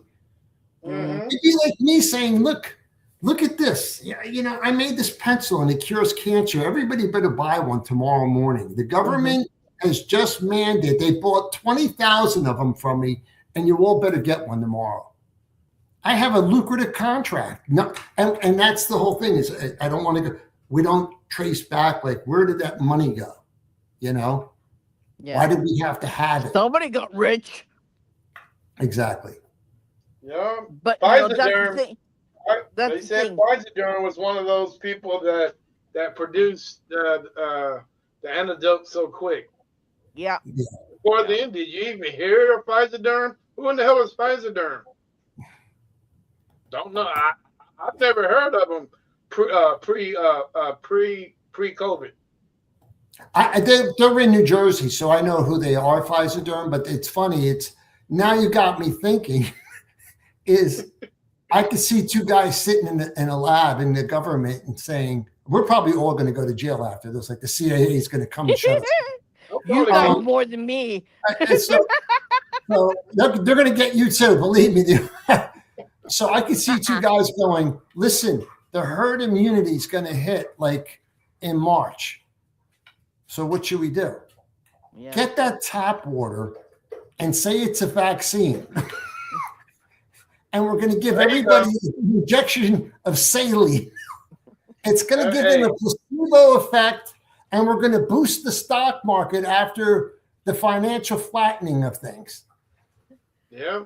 And I think, but there's one question. Okay, when you said something about cancer, no one's gonna there is a cure for cancer, but no one's gonna put it into product. You know why? Because it's cheaper making it. They make money with people getting sick more than curing the disease. Well, that's what doctors wouldn't be in the business if they cured people. Yeah. Think about it. Sick patients, they make more money, keep making you sick, and you know damn well that chemotherapy doesn't work. It doesn't work. There's no proof of it. It just makes you ill.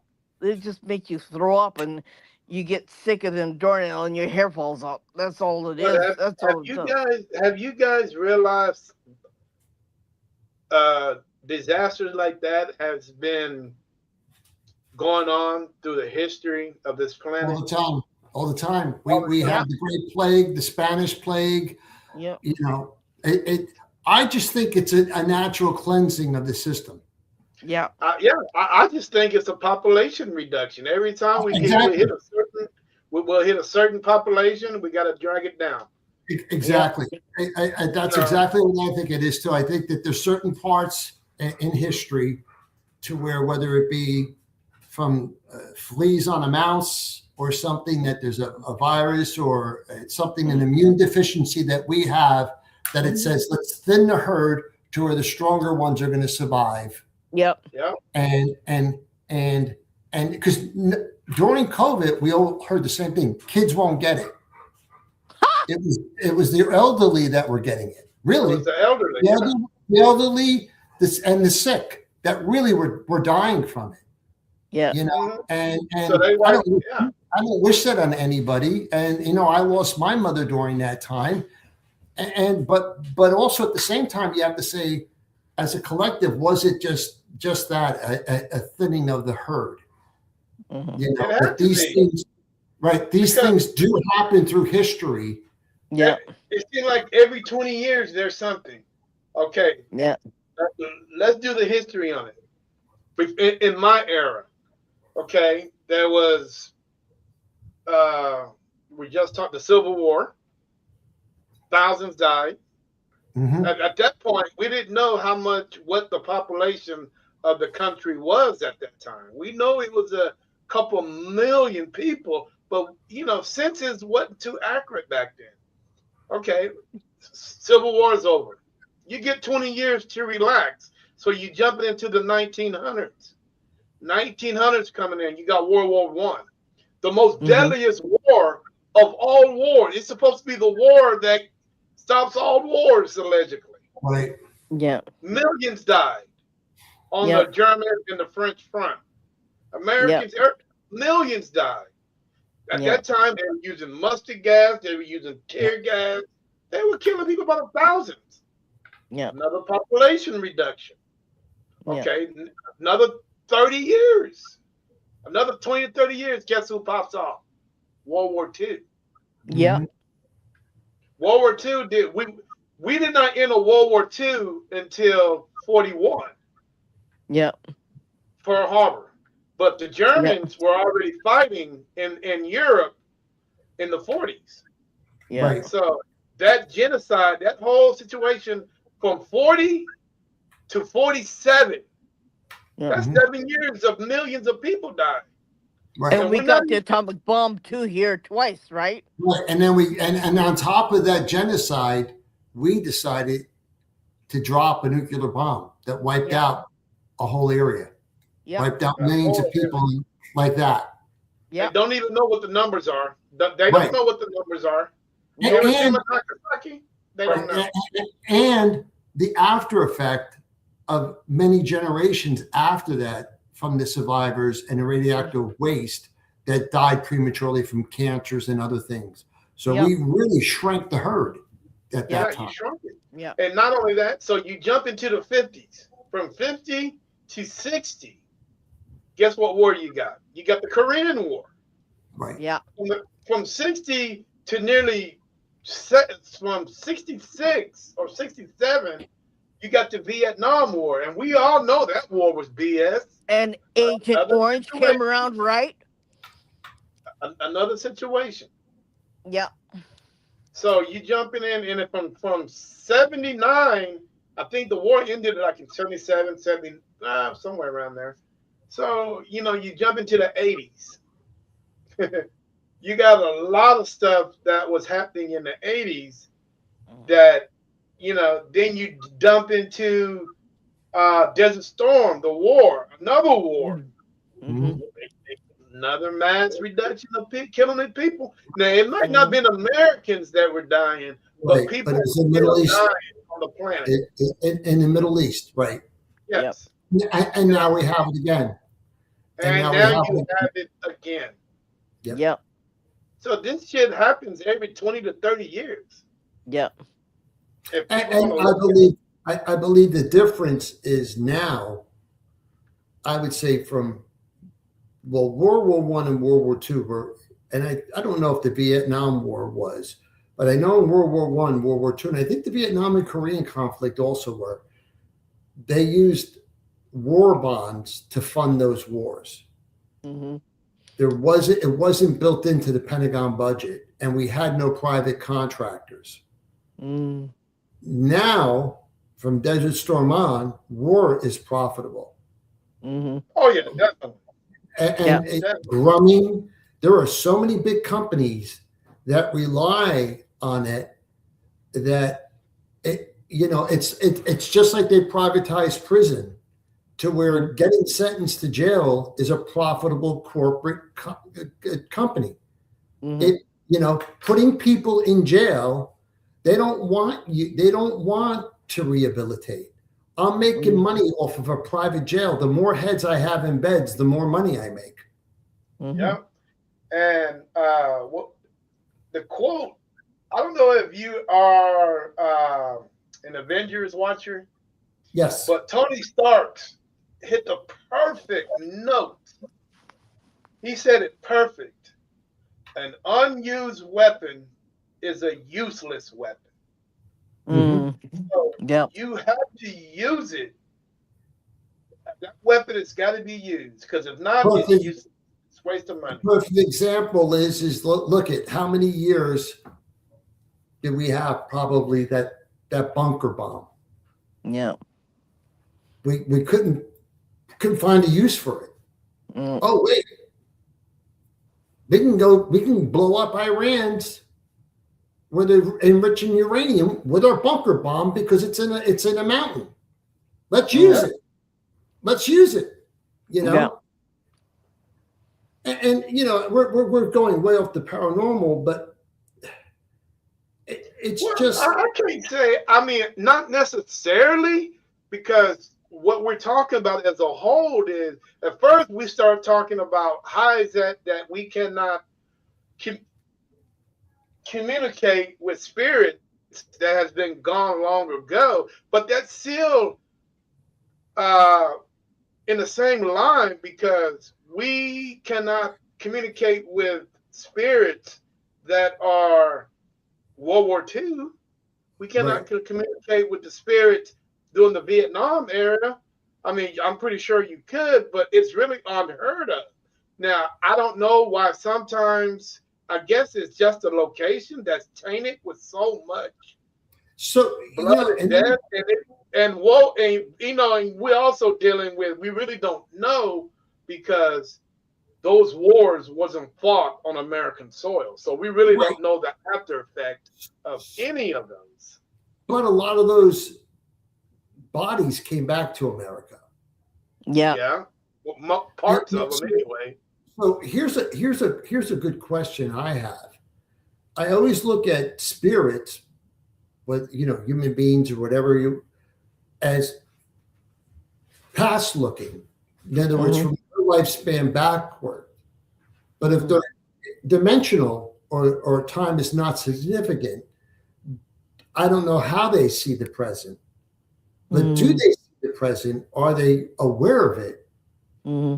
And just like we're having this discussion, are they sort of like disappointed? Like, look at what they're doing still. I think so, man. I think, if you communicate with a spirit today and you bring up certain situations in the world and you ask them how they feel about it, I'm pretty sure they will say disappointing. Yeah, yeah, I would agree with Re- you.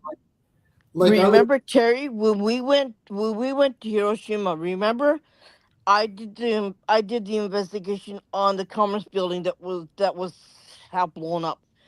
I talked to Spirit. He was an American who was giving relief to the people here. He died in that atomic bomb, and he was pissed like you would believe. He was so angry because his children died, his wife died, his whole family got blown to smithereens during that atomic bomb, and he knew what was going on, and he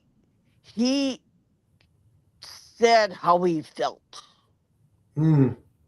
And Yeah, it was something else. It was something else. It was something else. It was I mean, because so. there is and believe it or not, man, I think there is eventually there's going to be a huge price to pay for all of this. Yeah. I agree. I agree. Yeah. We're gonna get to a day of reckoning on Yeah. Yeah, this. day of Yeah. reckoning. I think, and Yeah. I don't think it's going to be a good thing. I Mm. No. think people are going to be judged on what they slaughtered. You know what? And it takes people. Who's to say that the president of the United States back in 40 and 45 and 46, who gave the okay to drop the bomb, who's to say that he's not being punished right now for the millions Oh he yeah. slaughtered? Oh yeah. We got to watch when. And I had this discussion, and it's just like a religious discussion. A Buddhist might say a Catholic's wrong, or a Catholic might say the Buddhist is wrong.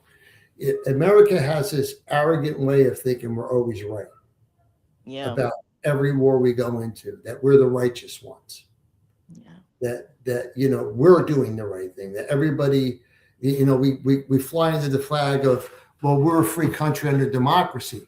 Well, you can't be a free country under democracy and then also want to blow up another country to put your democracy in there. Yeah. That's just not the way it works. And I look at that and I just go, we're just, the world it is, the way it is right now is just like, it's sad.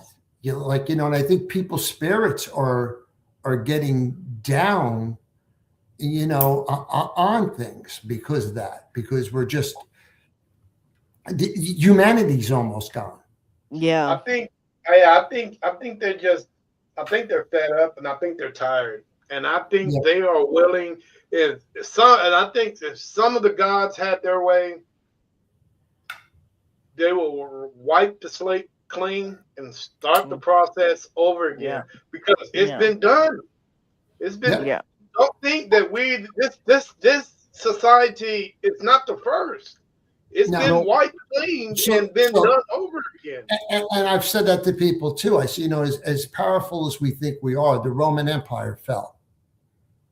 And in its day, the Roman Empire was the British Empire. Empires fall. They fall. They fall. Yeah. I mean, You know? like my grandfather. I mean, like my grandfather always says, there's always bigger and badder out there. Mm-hmm. Mm-hmm. Yeah. Just Yeah. people. And humble people will see that. Like I've listened to athletes, I've listened to musicians, and you'll hear a musician, a guitarist say, right now, as good as you think I am, there's some kid 10 years old in his bedroom playing things I couldn't even dream of. Yeah. You know, you know, Michael Jordan, I watched an interview with him, and he said, before me, there was Magic and Kareem. And that's who I looked up to. And they thought I would never exist, but I came to it. And somewhere there's a kid playing on a basketball court that's going to make me look like nothing. Yeah. You know? They got that kid from San Antonio is making. Oh man, that guy.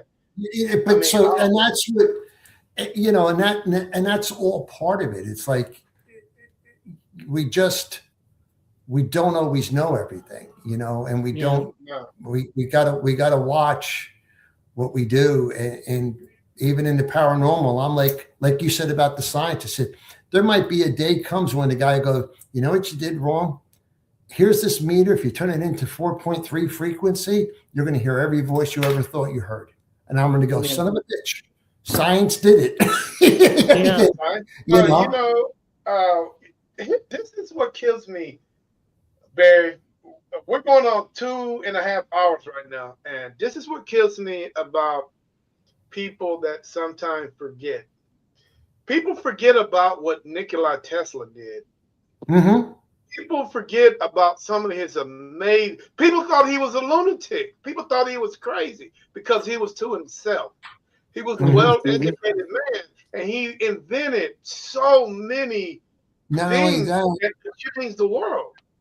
But also, he wanted to give away power for free. He wanted to give it away for free. But and I think that's part of the he's crazy bit comes from. You know? And he had the device, he had the technology, he built it to communicate with the other side because I think he wanted to communicate with his wife. Right.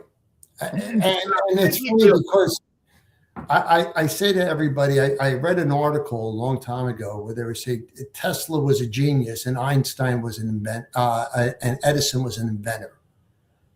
They were two different. Edison knew how to patent and bring things to the assembly line, light bulb. Right. Tesla was a dreamer. He wanted free electricity. He wanted to change the world. You know? Hey, had a car running on water vapor. Right, exactly. And they said he literally was doing things that, you know, today we could benefit from. Yeah. I mean, we're basically doing that now, man. That car, have you ever seen that car that drives itself? Or I don't know if you guys have that up there yet. We don't have it here yet. Yeah, we literally have that car that going around. It's an Uber car that goes around, just drives itself. Yeah, we have that here. Damn well, I would never get in it. It'll never last. It will never last a day in New Jersey. Oh, well, and it won't last an hour in New York.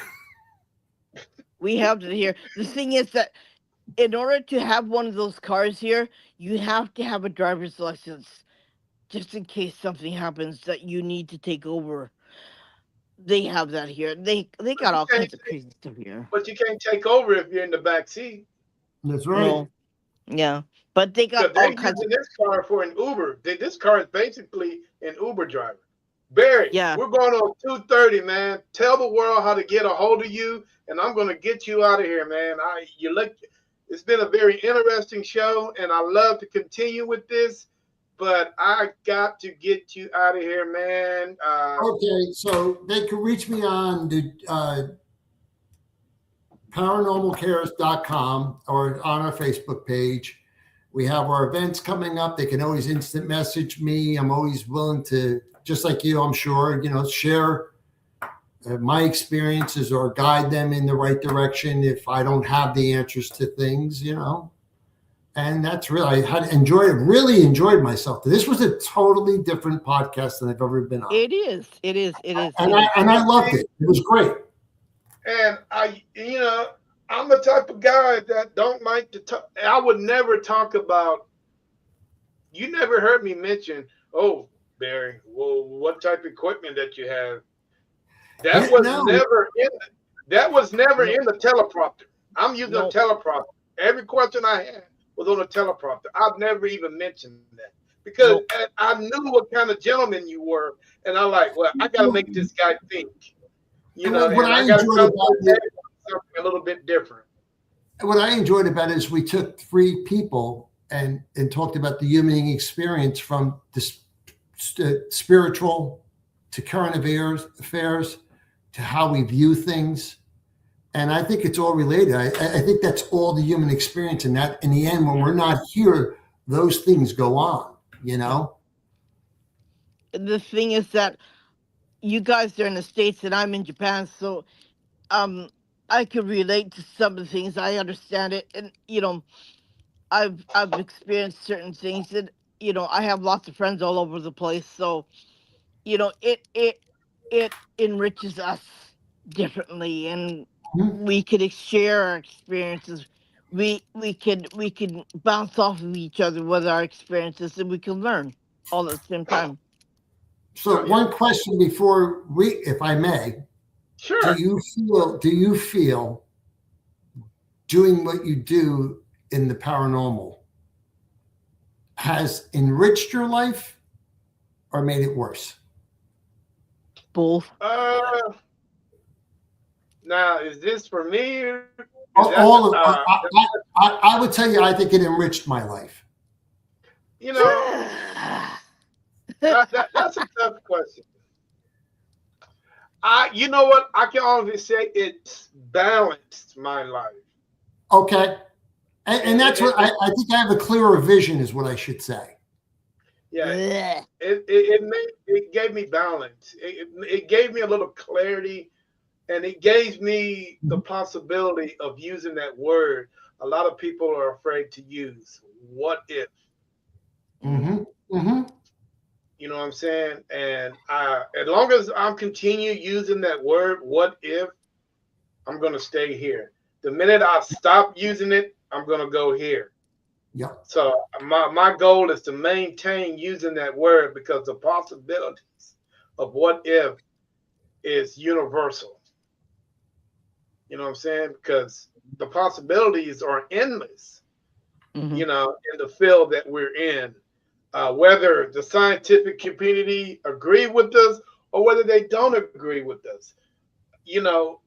It's long as we keep doing what we're doing and making ourselves accountable for the things that we say and the things that we do, man, I think we'll be okay. Yeah, I agree.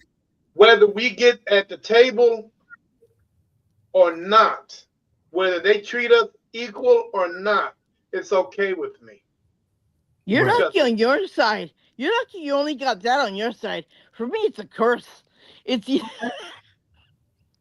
my curse to bear with. I have to live with it. Sometimes I wish I didn't have it. Well, I think if you're a paranormal investigator, you're gonna take it's a risk. You're taking that risk no matter who you're dealing with, no matter what situation you're involved in, and no matter who you're talking with. You're going to have your critics, you're going to have your skeptics, you're going to have your believers. You're going to run into it all. Like when I went to the church today, I didn't know what to expect because the school is actually at a church. It's a charter school at the church. So I didn't know what to expect. But everybody embraced me with open arms, despite what they thought of what I do and what I've seen and what I've done. You're lucky you're on that side. For me, it's physically draining. But I've heard that from a lot of psychics. I've heard that from a lot of them, So it's a curse. Like for me, myself, my children, we all have that. There's four of us who have that abilities, right? And for us, it's our curse. But Okay. it's a curse I would not hesitate to take. If I had a No, choice of taking that gift and giving up milk and cookies for a year, hell, I'm giving up milk and cookies for a year. I'm Yeah. just it's exhausting.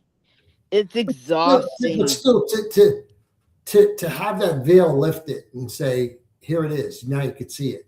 Now you can feel it. Now you can hear it. I would be like, yeah, I'm with him. I'd be like, all right, what do you want to take away from me for a year? Just give me 1 year of it. You know, because you know what I can accomplish in a year? All the exactly. answers, all the answers I've ever wanted to know. All the answers that you refuse to give me, Irene. Of I course, would I won't.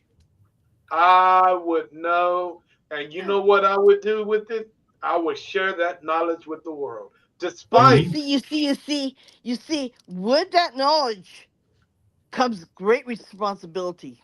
But you know what? It's just if we look at just last year. Now I will touch on this. We had files released where they showed fighter pilots encountering UFOs, Mm-hmm. and it was released. Mm-hmm. And people like congressmen all of a sudden started coming out, Mm-hmm. and well, we know about these things. And Yeah. Obama comes on and goes, "It's like a slip, whether it was a joke or it sounded like a slip of a tongue." And he said, "I know aliens are real. Yeah.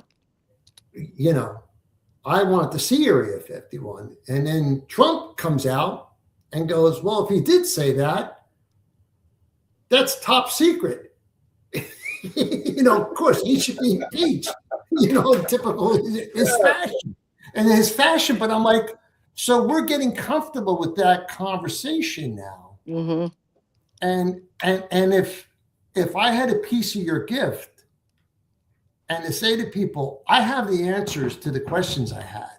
Mm-hmm. I want to share this knowledge with you to Mm-hmm. make you more relaxed, to let you know some things. I know I would be criticized, ridiculed, made a Mm-hmm. freak, but to me, it would all be worth it. That's the part where oh, I'm not definitely. supposed to say. I'm not supposed to tell you anybody anything because I'm bound to privacy that you're not supposed to reveal it in I public. get it, but I'm with Terry on this one. I would give up cookies and milk or whatever my favorite thing. I love ice cream. So if you said give up ice cream for a year, I'm like, to experience that, to Heck have yeah. that gift for a year, in a minute, in a minute. But I still wouldn't tell And you I'm anyway. not on your side. So I might get it and go, you know what? Terry's right.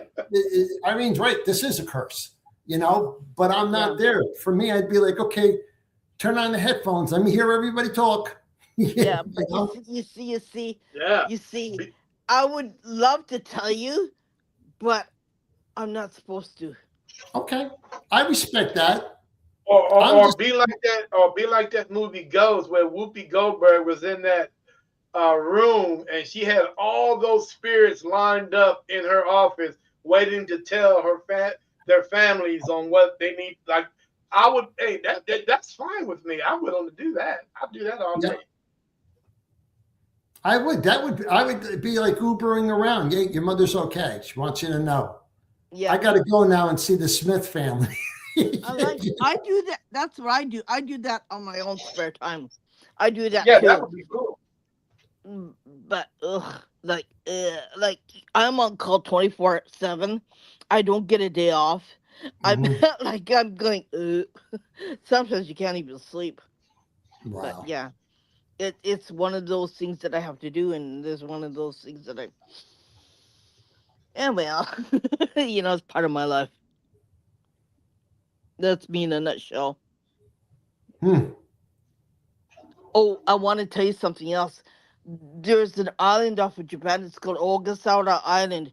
They're finding now soldiers' bones, remains, and they're helicoptering them back to Tokyo for DNA analysis, and they're going to be sending the bodies back to the families now.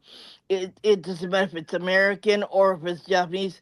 they found tons of bones off the Mm, shore on the little island, and there's no way to get there except by helicopter or by boat. So there's mm. no commercial airplanes going there. Mm, so if you have loved ones who died off of Asia, um, their bodies are being analyzed and DNA analysis, and they're going to be shipped home to the loved ones. So yeah, All Hmm. right, guys. Well, this has been a deep conversation. Barry, I appreciate you, man, coming on to the show and chatting with us. I really enjoyed it. Man, I'm hoping that we can do this again because there's so much I hope that so we too. really have not. There's so much that we really have not got into Really should, yet. the I three of mean, us, if at all possible, should get together again later on in the year. yep, I, I would really that would be be honored to do it. It's just you two have really, you've outdone any podcast that I've ever been on. No, because you're such an open forum, and it's not like Terry said. It's not the REM pod this and I don't no, want to knock anybody, but it's just like, okay, please don't ask me the stereotypical yeah, question. Let's but have a discussion here, please. the yeah. equipment I is mean, yeah. I wasn't sure what your thoughts was when you first came on the show. But I love because a lot of people ask me, "Can you send me everything we're gonna talk about so I can?" Right. I like, dude, I can't do that. Yeah. No, I no, And I've seen those shows like that. And I'm like, let's break the mold a little bit. Let's crack a few eggs, make something new. yeah, yeah, yeah. I can't do that. And I would not send you everything. And I Terry, appreciate it, Terry. I thought it was refreshing. I thought it was really great that the way Terry, we guess did it. what? He doesn't have a What? spirit attached to him. There's no haunted in his house, so he's clean. Oh wow, that's cool. Well, I'm pretty sure he gets two thumbs up on that one because normally Irina, there's somebody on the left of you, there's somebody on the right of you. She normally will pick them out pretty quick. But Barry, man, I'm hoping to get back in contact with you in a couple of months, and we can Yep, continue this conversation, man. I really enjoyed it. we So did had Uh, I. fun. I really had a great time hearing your perspective of the paranormal and what you think about it, and just being honest with me. That's all I ask people to do is just be honest with me. Hmm. Whether you disagree with with certain things or not, Mhm. that is cool. I really understand that. Yeah, But yeah, guys, we are about to get out of here. If you guys want to get a hold of Barry, man, go to Paranormal Cares on his Facebook. And hmm, man, email this guy, or if you guys are up in the Jersey area, you guys want to go investigate, or yeah, make sure you reach out to this guy, man. Maybe he can show you a good location where you guys can go investigate for the yeah. evening, where it won't hit your pocketbook. I know it's a lot too. I know there's, I know there's a lot of pay to play locations up there in the Northeast, but Yep. Yep. hopefully he can find you something that won't hit your pocket too bad.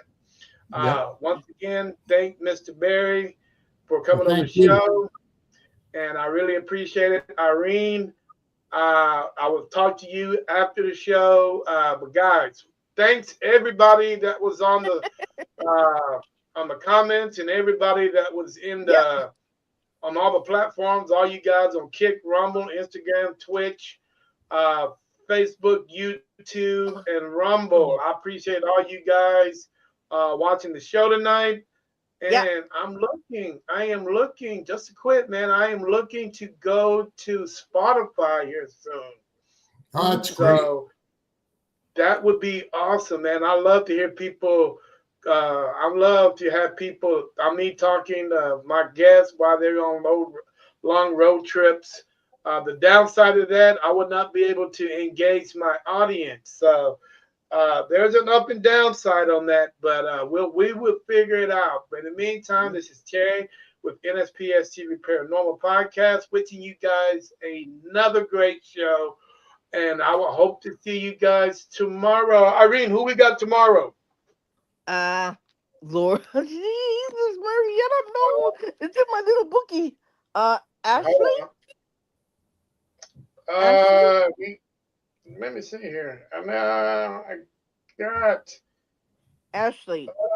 tomorrow. We got Ashley Eubanks. Actually, Mm-hmm. we don't. Ashley canceled, and tomorrow I think we have somebody else. Uh huh. You didn't give Her me baby. that memo. Yeah, yeah, I know. Her she's having her first grandchild, so she's gonna be there at the hospital. Okay, so we're gonna So scratch that one. Okay, I got it. yeah, wait a minute. So Huh? yeah, I'm trying to think who that was. He's been on the show before. I forgot. I forgot. And it's embarrassing to forget at my age, but it's okay. But anyway, guys, Your you guys enjoy age. the rest of your evening, and I will talk to you soon. All right. Have a good night. All right, bye, guys. Night, night. Great Thank you weekend. for Bye. watching. Yes, Thank you for.